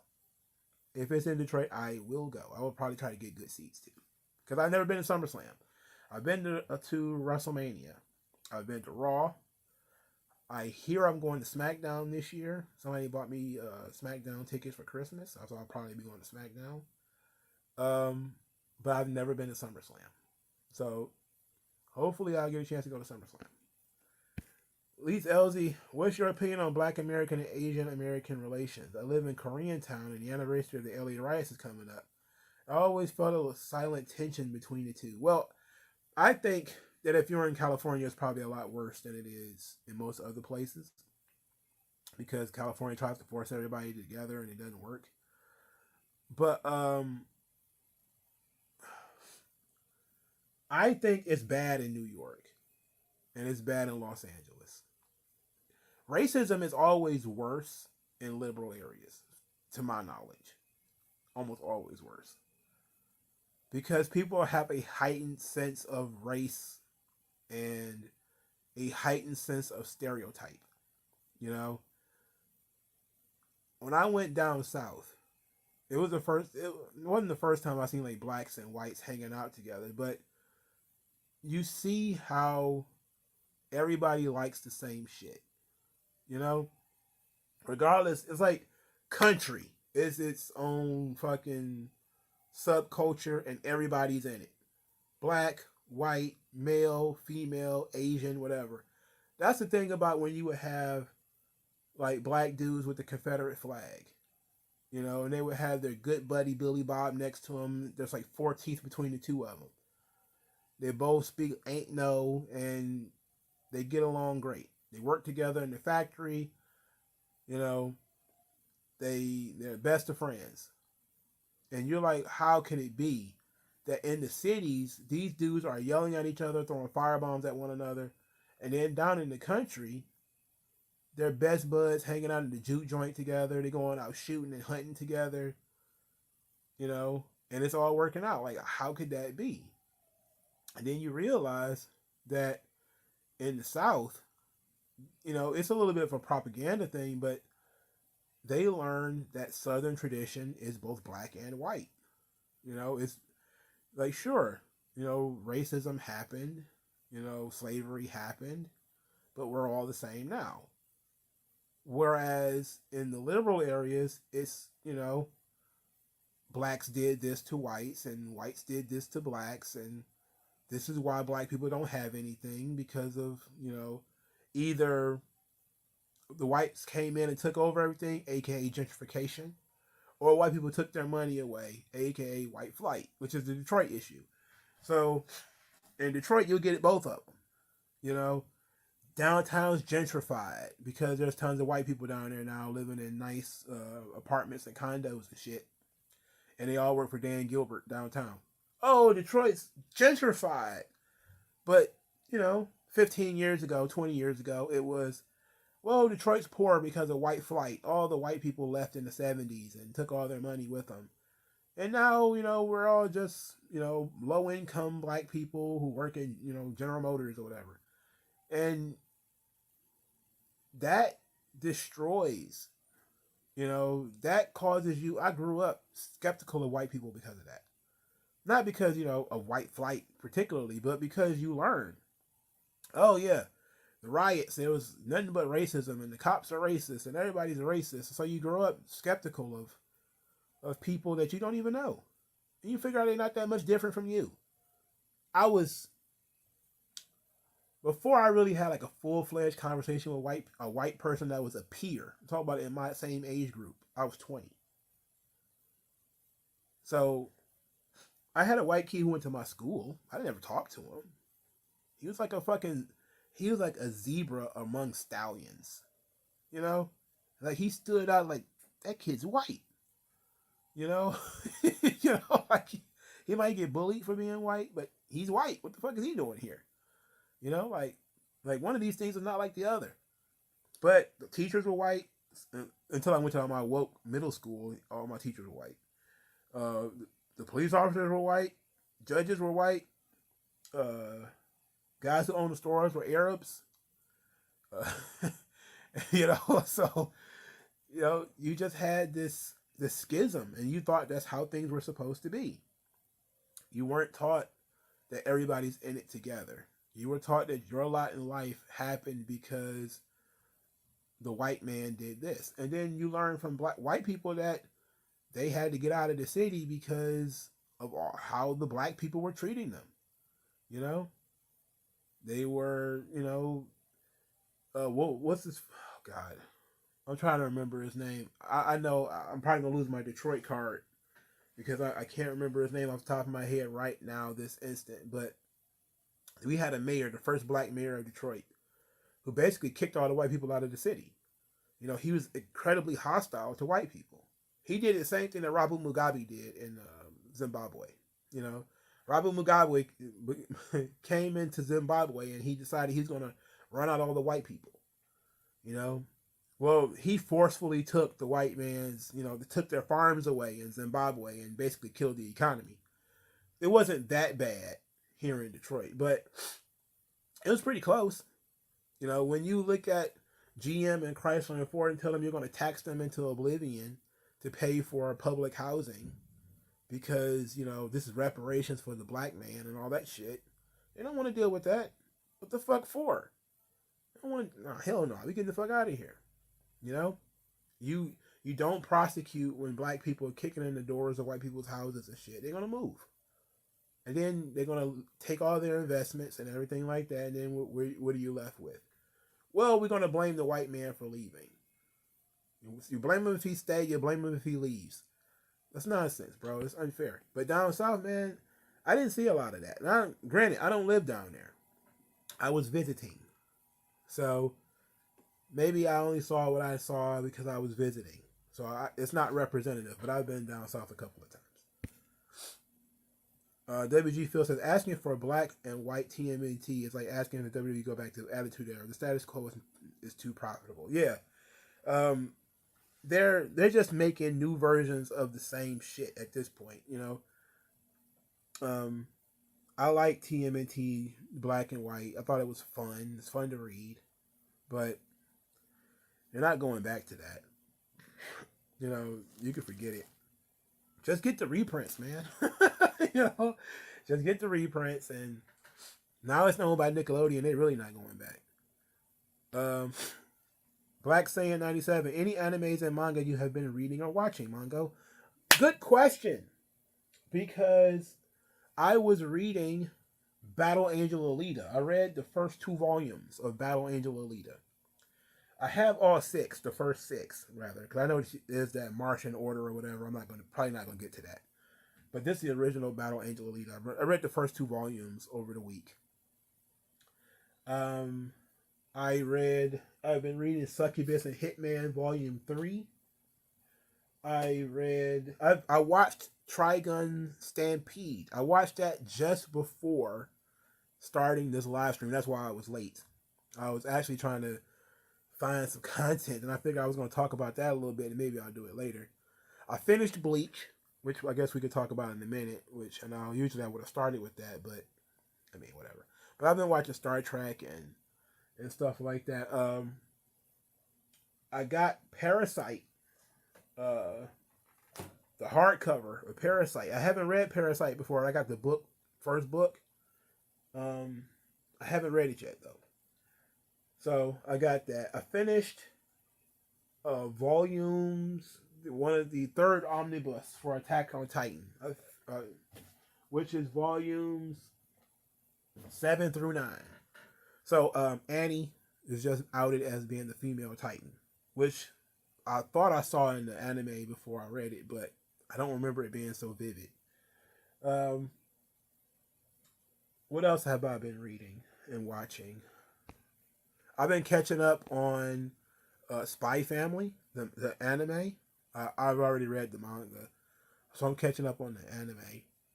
It's beautiful. It's very good. Like I love Spy Family. It's very slice of life, but I really like it. I'm not caught up with anything else that I've been watching because I really didn't start going watching current stuff until I got done with Bleach. Leith LZ, did you hear about the outrage surrounding Rolling Stones list of the best 200 singers? I did. Michael Jackson was in the 80s. And I just looked at that list and was like, oh boy. Oh boy. I was going to talk about that too. But once I got to like near the top, I was like, yeah, just fuck this list. Like it's not even worth discussing, really. You know? But yeah, Michael Jackson being so low, it seemed so random. Like it was just like random name generators, you know. And I'm not a big fan of Mary J. Blige, so yeah, I don't know. Her being on there is kind of like shrug. WG Phil, how would you solve the student loan debt? Should the government stop supplying grants used to fund sports, or it's up to the students to stop getting useless degrees? I think it's a mixture of the two. For starters, you should ban the government from even giving you student loans. All loans should be private. And if you do that, guess what you think is going to happen? The useless degrees will go away on their own. The schools will stop offering them because there will be fewer students. And once you have fewer students, these schools can what they call right size. Right now, what you have with the universities and is they're starting to eat whole cities. That's how big some of these universities are. Like I think Yale encompasses the entire city that they're in. University of Michigan here in Michigan almost encapsulates the entire city of Ann Arbor. Almost the entire city of Ann Arbor is the University of Michigan. If you cut student loans, just say no student loans from the government, period, you must apply to the bank, which means you're probably going to need some good credit, some decent credit, and you're probably going to need cosigner, and you're probably going to need some collateral to prove, and you're probably going to need to tell them or show them through either your grades or something that you're serious about going to school. If not, they're going to cut off the spigot and you're not going to get any more money. That's going to limit the amount of students that comes into colleges. So what that means is a big university like University of Michigan won't be able to pay $200,000 to some fucking diversity officer. They're going to have to lower the amount of diversity officers to a reasonable number, if not zero. And they're going to have to shave out a lot of those useless degrees. Music classes that people don't use, art classes that people don't use, humanities courses people don't use. Let's just get rid of them, right? And then once they right size, student loan debt will eventually handle itself. It'll be just like any other kind of debt, where the right amount of budgeting and understanding of the contracts will get things together. But right now, the government just seemingly, if you have a heartbeat, here's money. And then you could be half retarded. But the government doesn't care. Here's money. And then you go to school for 2 semesters, drop out, and end up owing tons of fucking money to the government. And then you never pay it back.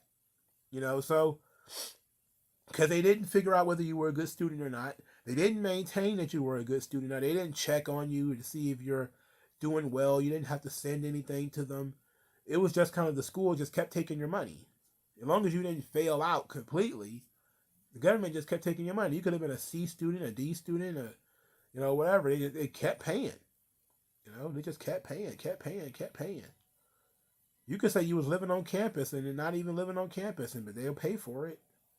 So, and then you ended up underwater. Is that a surprise? No, it shouldn't be. Again, you spend more money than you make. Um, AJ3 says, whatever happened to Millennial Smart and yourself? Are y'all good? What you mean what happened? What you mean what happened? Nothing happened. Yeah, we're fine. Top Dog, what's up, Mongo? How's your day going? Man, you know what?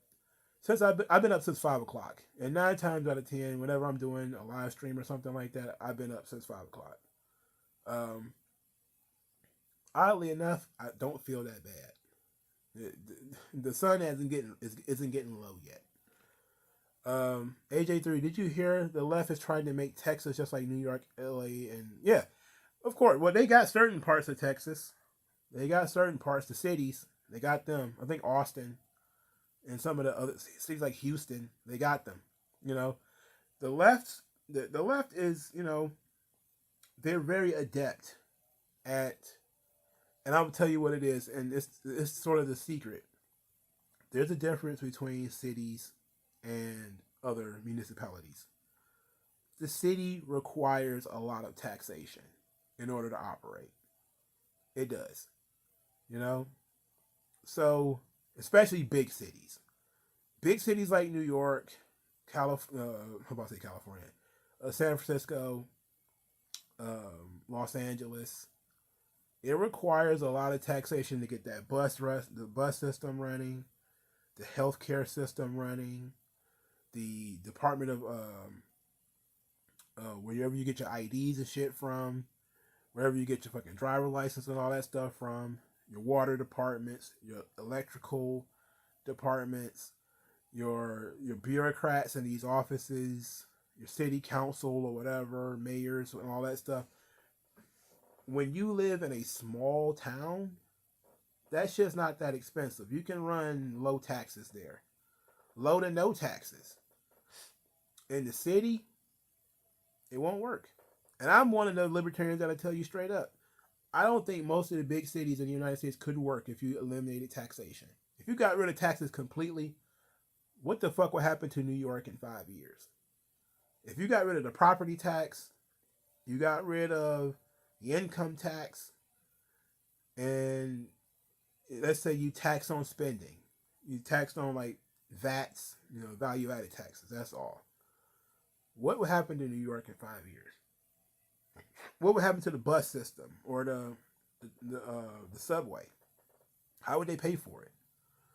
How would they pay for lights for all the hundreds of millions of people who live in New York? How would they pay for it? It would go out like almost immediately. Everything would just fall apart. So that's what happened in Texas, is that they went to the cities, the big major cultural hubs, and they realized that we could tell these people, you need high taxes because you need education, you need a bus system, you need paramedics, you need police, you need jails. They're going to attack the jails eventually, but for now you need jails. You need roads. We need to build bike lanes. We need to build bridges. We need to build stadiums. We need to build yada yada yada. And then that just attracts more and more leftists, because they're like, oh, they're doing all of the good stuff that I liked when I was in California. Yay. And then the cycle continues. They come in, they have their same concepts over and over again. And because cities work differently than villages and small towns, this is what you get. That's why there is no red major cities in the United States. There are none that I can think of. Feel free to correct me. Philadelphia, no. Baltimore, no. Washington D.C., no. Detroit, no. Oakland, Seattle, no. Austin, Dallas, nope. Houston, nope. New Orleans, no. There are, Atlanta, hell no. There aren't any. They're all fucking blue. And none of them is because of minorities and all that shit. That's part of it. But part of the biggest issue is you can't go in there talking about low taxes. And then the people will turn around and say, okay, well, we cut the taxes. What are we going to do about the school system, the electrical grid, your health inspectors, your roads, your bus system, all this stuff that you need every day as a poor person, we're going to get rid of it because we're going to cut taxes. You think they're going to vote for that? They're not voting for that. And poor people are not stupid. They're not going to vote themselves into a worse position. You know? The idea that they're voting against their own interests, they're not going to do that. You know? Because they know they can't afford to send their kid to a school, so they're going to pay they're going to tax so they can have the public school, rather. You know? You're going to you're going to make sure that we have water. You're going to make sure we have electrical and that our plumbing works and everything. You're going to make sure of that, you know, through your tax dollars. And that just creates a slush fund for bureaucrats to give jobs to their buddies and walk away with $100,000 and a union gig for the rest of his life. So it is what it is. But there needs to be some kind of ability for us to detach that kind of thing. So if you were to say New York immediately gets rid of the property tax and the income tax, what happens? You should be able to say, well, maybe a private company steps in to cover that stuff, and if it's valuable enough to keep, you know, which some people may say, okay, well, people don't care as much about the parks as they should. The parks are undervalued by the public. They'll be undervalued by the market. Maybe. That would suck, but maybe. You know. Just something to think about. Not a policy proposal or anything. Will you do a retro Raw review for the 30th anniversary of Monday Night Raw? You know what? I looked it up, I think when you asked before, and the Raw, that's January the 11th, if I remember correctly, which is in 3 days. So I absolutely could do a live retro Raw review, and I think we should do that. I like that idea. And maybe we should do more than just the first episode of Raw. Maybe the first 2 or 3, depending on how that goes. But that could be our Thursday live stream video. That would be nice. Remind me, so I won't forget. AJ3, I saw Charleston White interview with Anton Daniel about Texas culture. I don't listen to that yelling Negro. All he do is yell. Leith LZ, Beyonce was number 8. They had to be trolling or paid off. Well, look, if they'd have put Beyonce low, despite the fact that she doesn't have a strong voice at all, if they'd have put her low, the Bayhive would have acted a fool. You know, they would have acted a straight damn fool. They'd have flipped the tables. So they gave her something that would be respectable. And then, you know, Aretha Franklin, of course, had to be number 1. And I don't have a problem with that because Aretha has a great voice. Do I think she's the best singer? No, but she's one of them for sure. She's a respectable number 1. Jaden Young, I hope WWE doesn't spend all day talking about the Attitude Era for Raw. I know it's an important part of Raw, but they could talk about the New Generation Era and the Ruthless Aggression Era and the PG Era. Well, they need to talk about the New Generation Era, which created fucking Raw in the first place. You wouldn't even have a Raw if it wasn't for my childhood. Fucking Razor Ramon and Damien Demento. You wouldn't have a Raw if it wasn't for them. Hogan didn't have a Monday Night Raw. He didn't even appear on the first several episodes of Raw. Neither did Bret Hart, who was the champion at the time, which is crazy. Leith LZ, the Supreme Court is looking into affirmative action in college admissions. Do you think it should be it'll be overdone or upheld? Well, I'm glad you asked this question in the way that you asked it, because you said, do you think it'll be overturned or upheld? Affirmative action should have been thrown out years ago. On the basis of law, it should have been thrown out years ago, because it is, by definition, making decisions based off race or gender. It should have been thrown out. It's a violation of the Civil Rights Act. It should have been thrown out. Hell, the Civil Rights Act should have been thrown out because it's a violation of the 14th Amendment, but whatever. There's also a violation of the 14th Amendment. So it should have been thrown out. But people believe in having these comfy laws like, you know, what's the one, the anti-lynching law. They believe in having these things on the books because it makes them feel good about themselves. And affirmative action is one of those things where it gives preferential treatment to certain people based off things like race and gender and sexuality, which is supposed to be a violation of the 14th Amendment. But they'll bypass that and ignore it because it's a comfy sounding law. You know, on the letter of the raw letter of the law, this thing should be illegal. But because we like comfy laws, we're not going to get rid of it. Now, whether this Supreme Court will get rid of it, I think Clarence Thomas will. He would have gotten rid of it years ago. Those other airheads, though, on the Supreme Court, I don't expect it to go nowhere. But I was surprised when it came to Roe versus Wade. So if they got rid of Roe versus Wade, I have no doubt they'll probably get rid of affirmative action.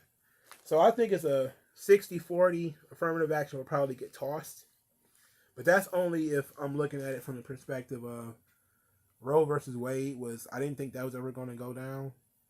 I think affirmative action being next will send Democrats into a tizzy, you know. But it actually hurts Jews and Asians more to have affirmative action laws, but they also don't seem to mind because it keeps out their white competition. Top Dog, you said you hated baby boomers. Why do you hate them? I have my reasons for hating them, but I want to hear your reasons. The baby boomers were the generation of me. They are the generation that created things like Social Security, and then they went about raping the not literally raping, but financially raping future generations to pay for shit that they wanted at that time. You know, it was an awful selfish generation that just allowed the country to go into complete and total disarray. You know, those people who were born in the 40s and 50s and around the Depression, they were coming of age in the 60s. Some of them were even adults then, with their sexual kinks and stuff like that. They were, you know, pushing into mediums and the drugs and stuff like that, and the music, and it's just culturally the baby boomers fucked up the country quite a bit. You know, it's their parents' fault for letting them, but at the same time, I think that baby boomers literally is outnumbered them. You know, like literally there was so many boomers everywhere that not much you could do about it. The culture was going to change. You know, and now the boomers are still around, still standing on podiums, you know, voting, trying to vote themselves more stuff. We want free health care. We want free college. We want free this, free that. And it's all coming from fucking idiot boomers like, what's that moron from Vermont? Bernie Sanders and his ilk. That, you know, voting is a magic wand. You get whatever you want. It's like being in Star Trek, bro. You know, machine, orange juice, and orange juice just appears out of fucking nowhere. Nobody has to work, and, you know, nobody has to grow the oranges. Nobody has to pick the oranges. Nobody has to squeeze the oranges. Nobody has to package the orange juice, put it in the grocery store, yada yada. No, just bring me orange juice, and it just appears in front of you. Apparently, no, that's not how the world works. He's an idiot. Leith Elzy, personally, I don't care if it's overturned. I think the people protesting affirmative action don't get college. Going to an Ivy League isn't about your smarts, it's about who you knew in networking. That's part of it, absolutely. That's a big part of it. I didn't learn that about college until I graduated. You know, and that's crazy that's the one thing they should have told you is, hey, you know what's the important thing about going to college? Networking. You know, meeting people and keeping in touch with them. Because I wish I had done that. Because if I'd have known that was the case, I probably never would have went to college.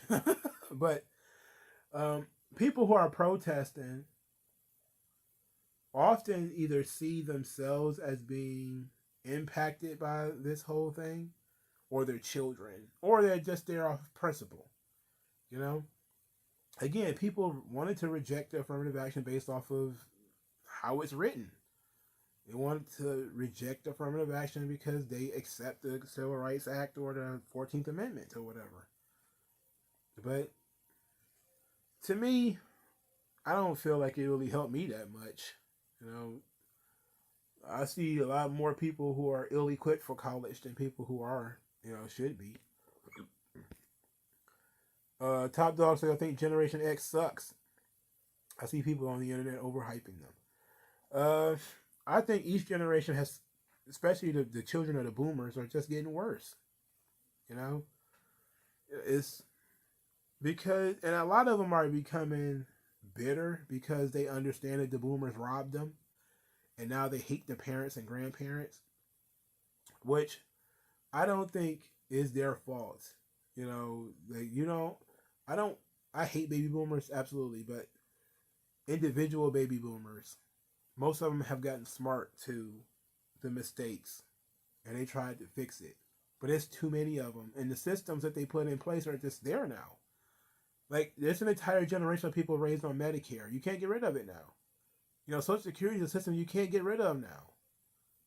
If you stand again, it's just like I was talking about. I was talking about working, taxation in cities.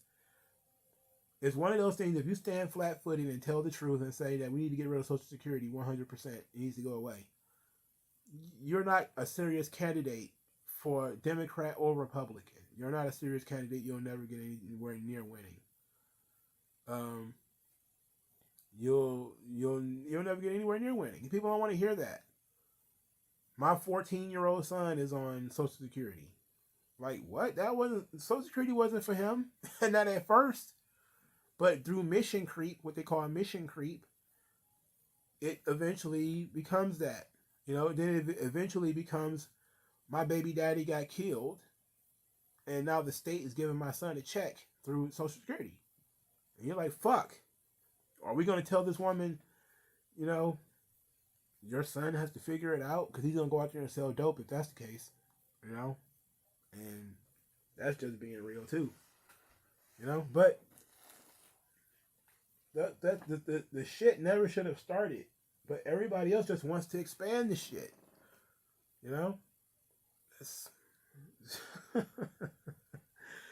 just making it worse. You're just digging your own hole deeper and deeper, man. Somebody's got to be the generation that gets. The generation after the collapse is going to probably be the most base generation in a long time. But it's going to be a while. The collapse has to come first.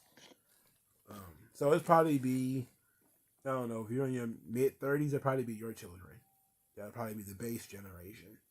Because they're going to see you out here struggling, trying to figure out how to work on an electric car. They're going to grow up with the electric car. And they're going to not worry too much about that. But they're not going to own anything. They're going to own a house. They're not going to be entrepreneurs. They're going to be fucked. And they're going to be very upset about it. And they're going to blame somebody. They're going to blame you for not doing anything about it. But then they're going to turn it to the state. And they're going to be on Twitter and Facebook. And it's going to be whatever new thing is out there. TikTok Plus or whatever the fuck. And they're all going to go nuts. And they're going to learn from each other. And they're going to be super based. And they're going to turn everything around, hopefully. Leaf LZ, are you enjoying Ben 10? Thanks for teaching me words, boondoggle and NBism. I have not watched one episode of Ben 10. I have not watched Ben 10 in 3 weeks. I legit have not been watching that show. I forgot I was supposed to be watching it, if we're being honest. It's on my tab and everything. I just keep forgetting to look at it. Top Dog, who do you think is the top 10 most important superstars in Raw history? Oh. Raw history? Ooh.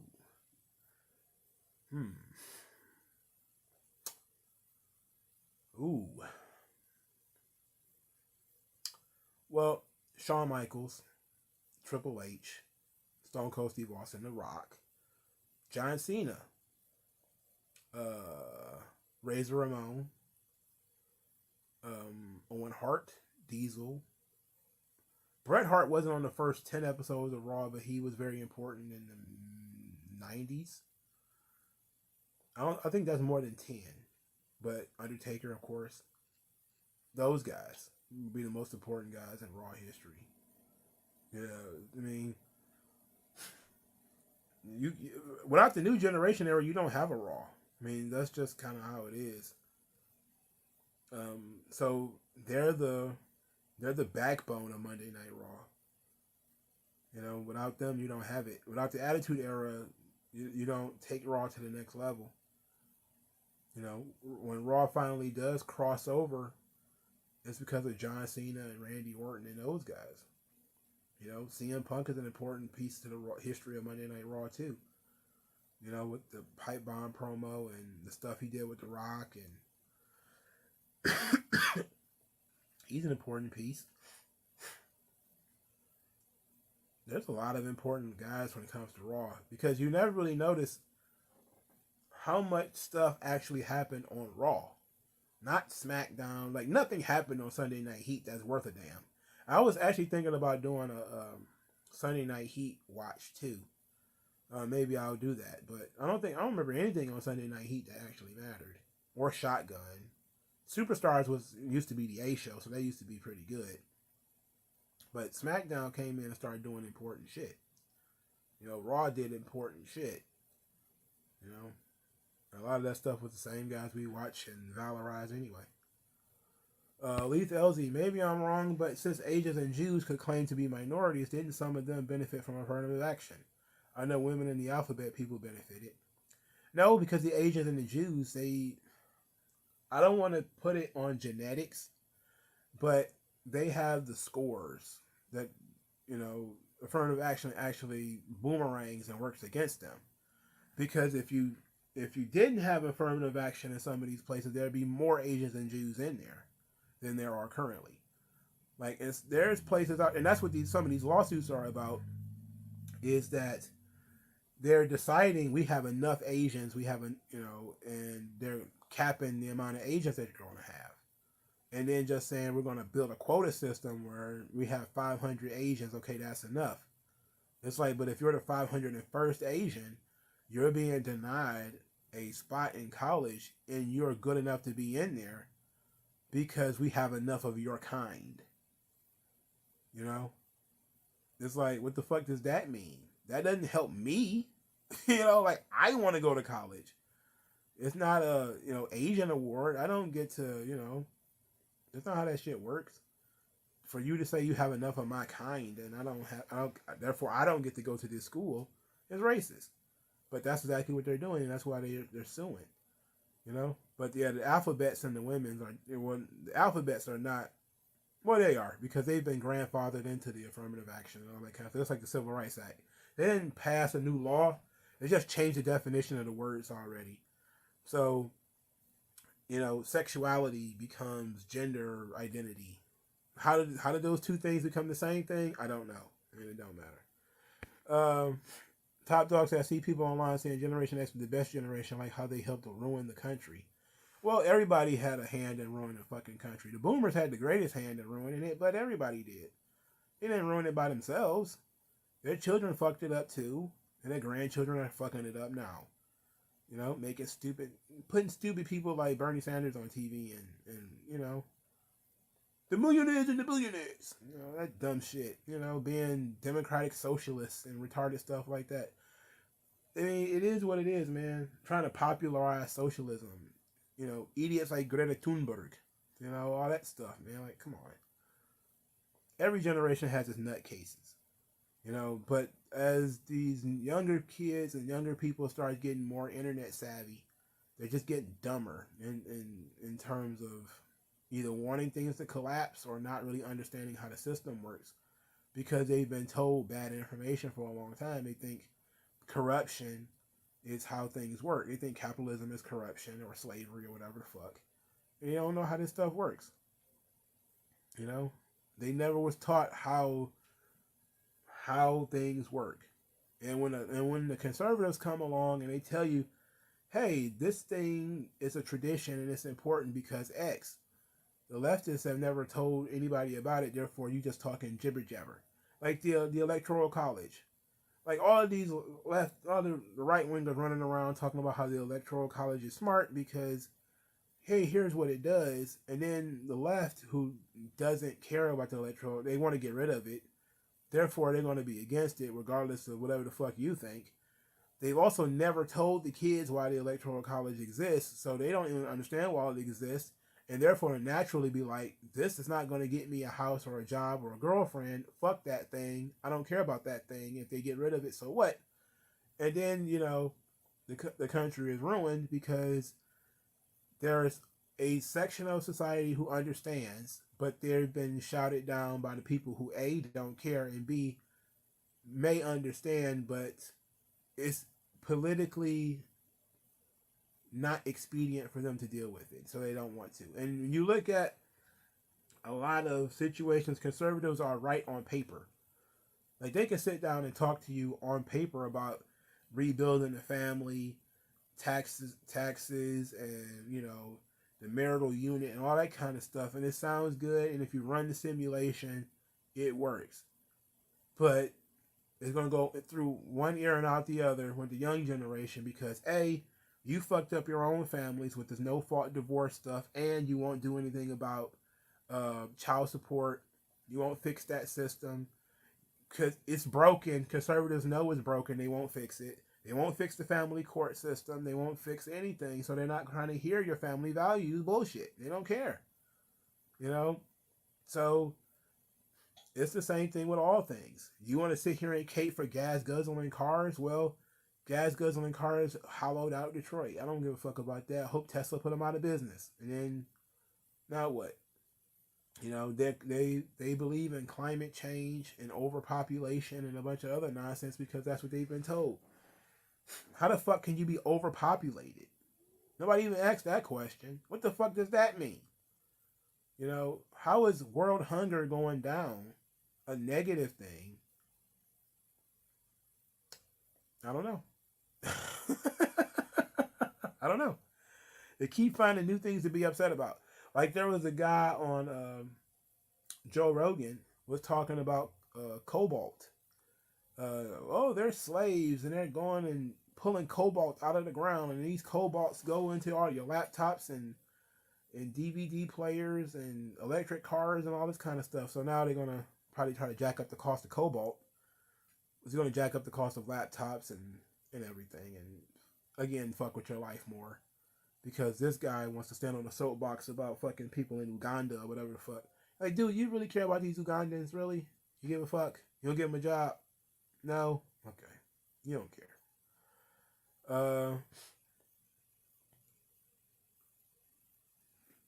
Leith Elzy, did you hear about the white man attacking black teenagers in South African resort pool? I didn't know racial relations was still that bad in South Africa. It's worse than ever.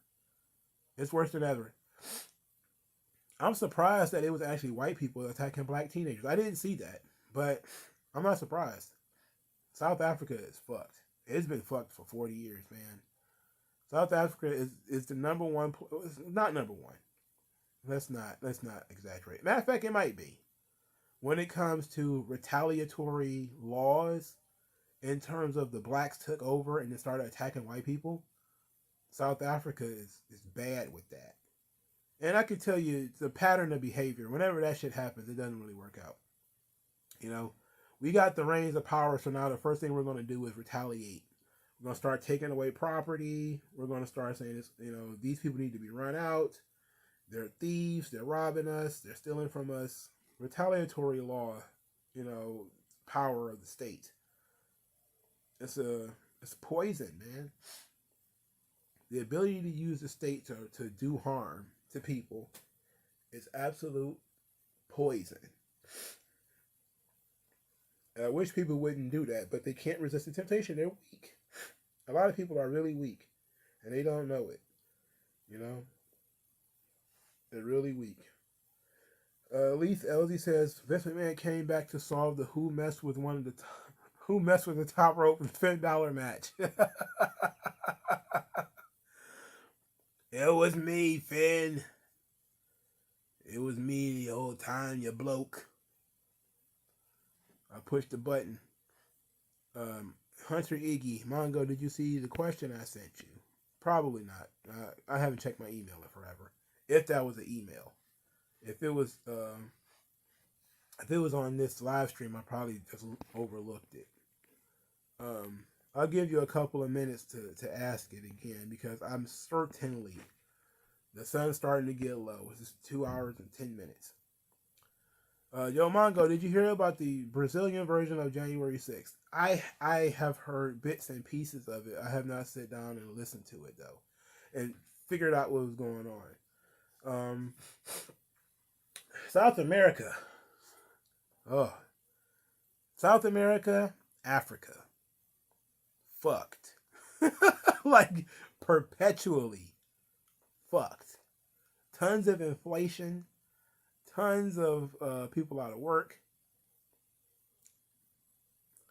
$100,000 bills or whatever in the street. It's ridiculous. It's just ridiculous. And people don't pay attention to that shit, man. It's sad. But I'm pretty sure if somebody tried to overthrow the Brazilian government, they probably deserved it. I'm not even gonna hold you up. It's not been too many times that I've seen somebody try to overthrow the government and they didn't deserve it. You know, like usually the government deserved it. You know, like they fucking up. They did something. Zimbabwe versus Venezuela. God, Zimbabwe is so fucked. Oh, Zimbabwe is bad. Venezuela is pretty bad too. It's pretty bad. Argentina, South Africa is worse. South Africa is the worst of the four. You know, it's Zimbabwe almost had people starving though. Like they were very close to starvation.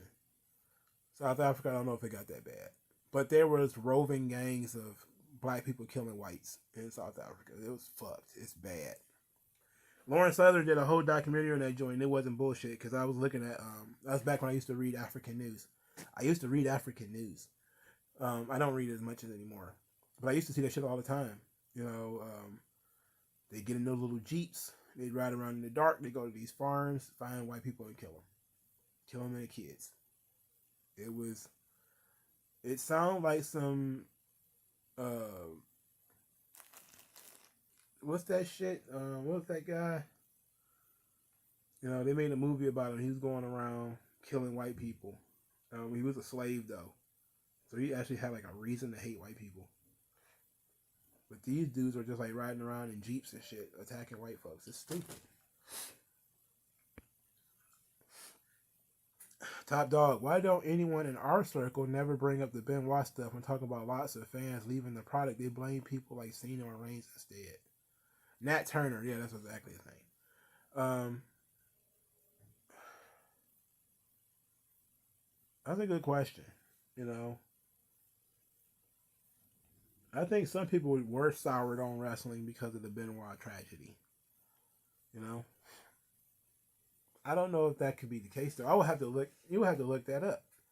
Like, look at the research of what was the audiences and things like in the run up to the Benoit tragedy, and then what happened afterwards. So we know WWE changed afterwards because they went PG. Not immediately afterwards, but maybe a short amount of time afterwards. But the Benoit stuff, absolutely, that it did a lot. Again, they were connected with the death of a child. That's what the what's the names were doing. You know, the public, the family councils and all of them, they were tying WWE to the death of children. This one was a wrestler murdering his own son. There's nothing you could do about that, man. It's not good.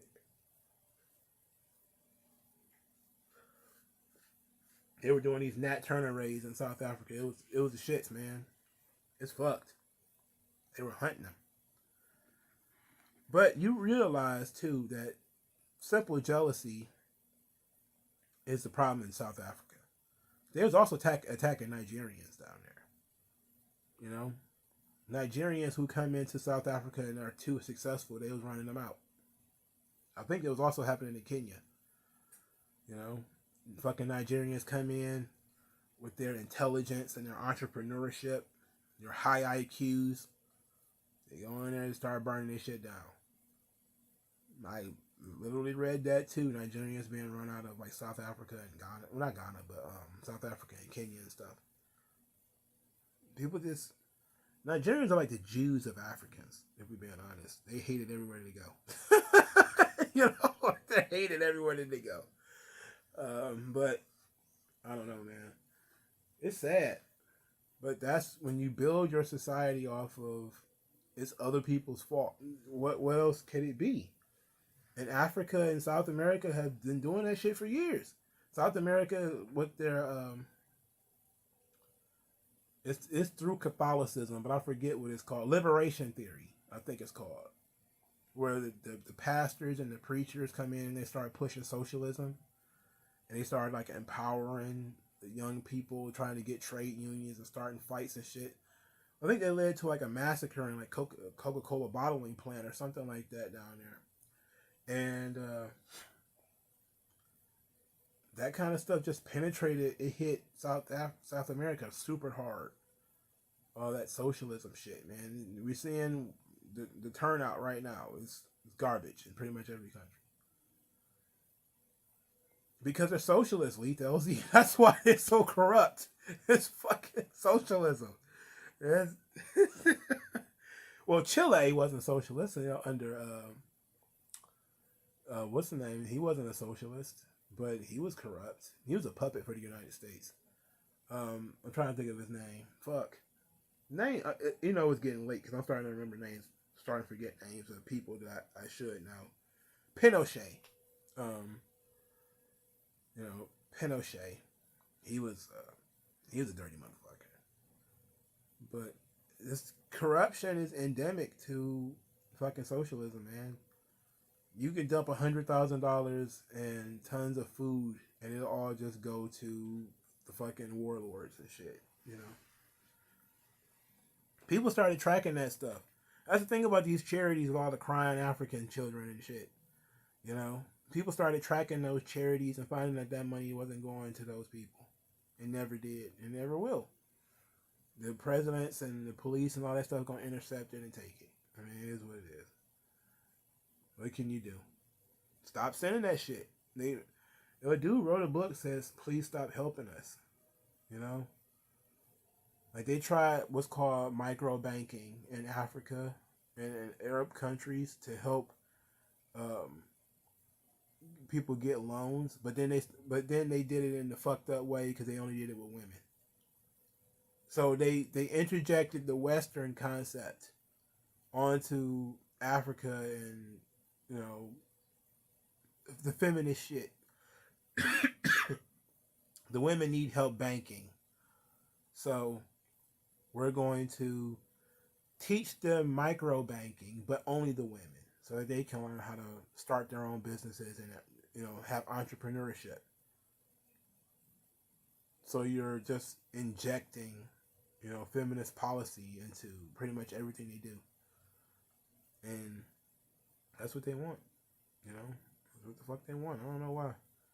I'm trying to give Hunter Iggy a chance to answer his question because I'm about to wrap this joint up. But here's see. Ninja Noseman is trying to bring in 40-year-old Tama Tonga. I read that and I was like, man, you're like 6 years late. You know, like, you're totally 5 or 6 years late. I get it. He's done everything that he could possibly do in New Japan. I like Tama Tonga. Not a big fan of Tonga Loa, but I like Tama Tonga. I also heard that they want to bring in Hikuleo, who is Tama Tonga's younger brother.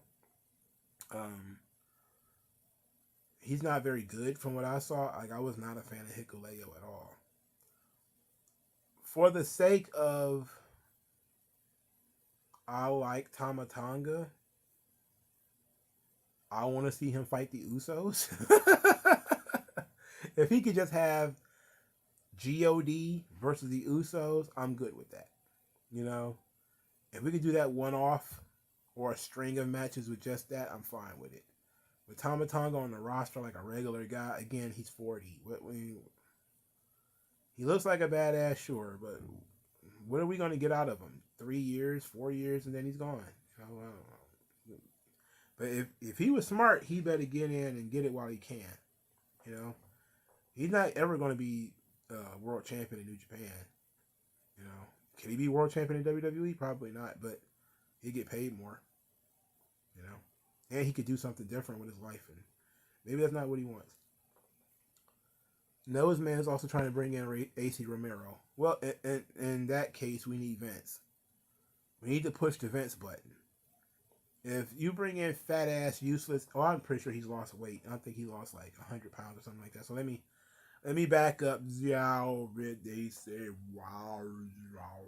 We still need to push the Vince option. You know, we need to look into that.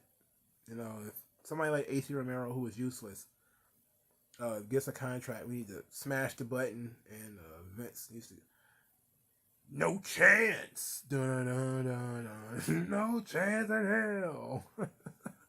Send Triple H on a 3-week vacation when that contract never gets signed. Lead to LZ. With current technology, can't you directly send money without the government interfering, or is Africa that behind the times? I'm not sure, but I think certain parts of Africa are obviously better off than others. But here's the thing: are you going to send you going to cash app individual Africans money from like Washington D.C.? You know, what are you going to do? You know, I don't know how that's going to work. We're going to send and then you also have to think about it, like the people who need the money, they're expecting the government to dole out, because these people are central planners. That should tell you right there. They're like, hey, if we give resources to the government will then take it to the people who, not the people in the cities, but the people out in the sticks who live in mud huts and, you know, that kind of stuff. They're going to take care of those people out there. And then, of course, they don't. You know, the money just never really leaves. It never makes it out there, because it was never going to go out there in the first place. So it got to go through the government. It got to go through the state. You know, you can't send it directly to the city or whatever, because there's no city. There's no city government. Most of those places are villages. They don't have high tech shit. You know, it's probably like one computer in the whole fucking area. Lord Kratos said, I still remember when he offered Joey Ryan a contract like 3 times. I wonder if he's doing so with Effie now. I'm surprised AEW hasn't signed Effie. He would fit in perfectly to what they're trying to do. Again, that just goes to show Tony Khan clearly claims he watches wrestling and all that kind of shit. He's not paying attention. The fact that, you know, GCW has had like a mixed tag with Alley Catch and Effie, and it's gotten over in a major way. And he hasn't had them on TV, and it's silly. And the fact that Effie actually works a way that would fit in AEW, you know, because he can do the serious pro wrestling matches. He also does gimmicky horse shit like kiss men in matches, and humps people's faces. I don't know. But I wouldn't be surprised if Tony Khan doesn't eventually bring in somebody like Effie or Alley Catch. He's going to run out of indie darlings to sign eventually, right? He'll eventually get down to the bottom of that barrel. I guess you have to scratch the bottom of that damn Mexican barrel first. Bolts in the neck for the Vince button. I'm telling you, Vince's head's going to be in a jar like Futurama. And Stephanie's going to be old and gray and confused with Alzheimer's and all kind of dementia. She's going to fucking hit that button. No chance! And his head's just going to come out of the ground with his brain floating in a jar. And he's going to have all the answers to life's questions. And she's finally going to figure out why she was even born. Then she's going to sign the company over to that head in that jar. And then that's going to be it. Put on a pinstripe suit or something like that. Welcome everyone to Monday Night Raw. And it'll be Vince McMahon's brain hooked up to some kind of vocal cord or a cyborg suit or some shit. I wouldn't be surprised at all. Again, I wouldn't be surprised if they cryogenically freeze Vince McMahon in order for him to be reborn at a time where they could cure his cancer or gallbladder or make sure his heart keeps going. And it's going to be great. Do-Rag Vince rules. Absolutely, Top Dog. He was funny as shit. Leith Elzy. I don't think Lacey Evans' latest rework will work out. What about you? Well, it depends on what the what the intent is going to be, and if they're gonna put her in there with Charlotte, I don't think it's gonna work out either. Again, it's not really the character. It's what you're gonna do with it. What are you gonna do? What's your plan? You know, they seemingly have no plan. Am I excited for a Futurama reboot? No, I'm not excited for any reboots. I've never been excited about a reboot in my life. At least I don't think so. Um, it's just hard. It's hard to. Futurama was so good. You know, I don't see how you try to do it again. I don't know. But I'm pretty sure he's being paid a whole heap of money to do it, so he's gonna try. I love Futurama. I like Futurama more than The Simpsons. Futurama and King of the Hill, yeah. The Simpsons for a long time was number one, and Beavis and Butthead was number two. But King of the Hill surpassed them both pretty easily. Archer is up there too. One, two, and three. King of the Hill, Archer, and and Futurama. Those shows can't be touched. I know some people like Family Guys, other people like South Park. I never really got into either one of them. But that's my one, two, and three when it comes to animated adult shows. Simpsons would be top probably four. But I will watch Archer. If I see it on TV by accident, I'll watch it. Uh, King of the Hill. No matter what episodes on King of the Hill, I'm watching it. Period. I don't care if I can see it in the mall. I'm stopping to watch King of the Hill. I love King of the Hill so much. Same thing with Futurama. I don't care what episode is on, what season, whether it's FX or Comedy Central. I'm watching not FX, Fox or Comedy Central. I'm watching it. Did I see that video of Tony Atlas? I was going to do a video on that actually, because I wanted to look into what kind of kink he has that has him getting stomped and punched in the face by this ugly, decrepit, drug-addled white woman who is punching him and kicking him in the face. And it's the same woman every time. So obviously it's like it's a girlfriend or something that she steps on his face and like, I don't get it. I need to understand that kink. But it's gross. It's gross as fuck. It's funny as hell though. I'm not even gonna hold you up. It's funny as shit. And he knows it's funny, but he loves it. I don't understand it.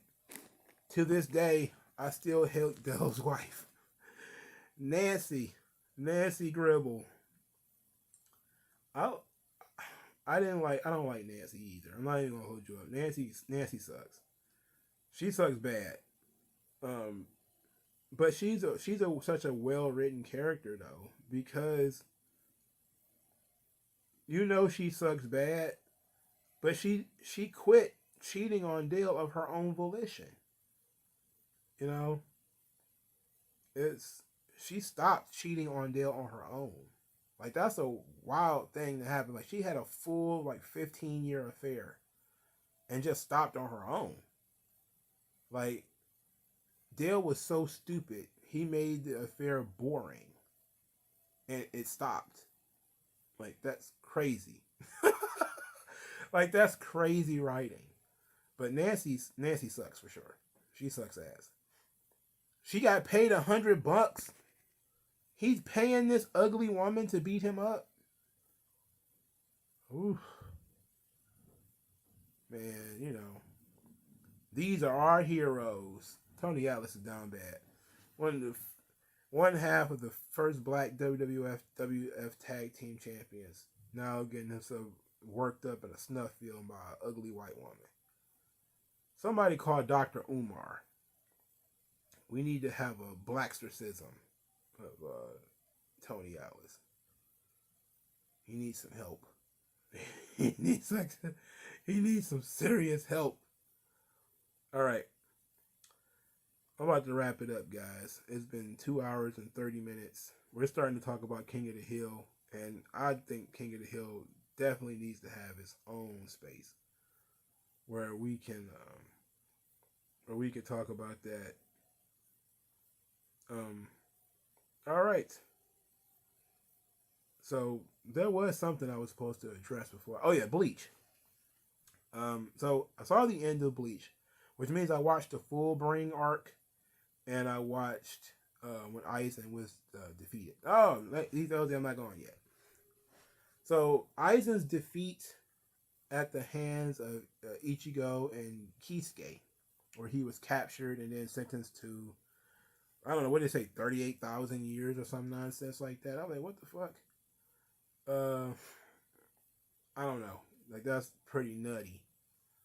But I thought that they kind of broke the power scale when it came to Aizen, because he was so strong, and he was so powerful. He had that Hokyo Q all up in his body and everything. That shit was wild. It was crazy shit. Um, but I was not still not a huge fan of Bleach. You know, even though I watched it all, the full Brain arc I felt was like meh. You know, again they dumped a bunch of characters on us. You know, at least they had a reason to exist. You know, but it felt a lot like Yu Yu Hakusho. Like, I don't know how many of y'all watched Yu Yu Hakusho, and after Toguro, we get the the humans who have powers, and all of a sudden they're dickheads, but really they're just like students of Genkai. That's how the full Brain arc felt from Bleach. It legit felt like Tite Kubo decided that he was just going to rip off Yu Yu Hakusho, and that's what it felt like to me. You know, like he has to learn how to use this new power set or whatever. And while that's a little bit different, it just felt like Yu Yu Hakusho to me. And then it was over, and I was like, that sucks. You know, I didn't know it at the time, but I think looking back at it, I think it was canceled, so it didn't wrap up the way it should have. But I don't know. It's time to go. Time to go, because I can barely think. So maybe I'll do a proper Bleach wrap up later. All right, y'all. I'll talk to you guys later, man. Good night. Be blessed, and see you guys down the road.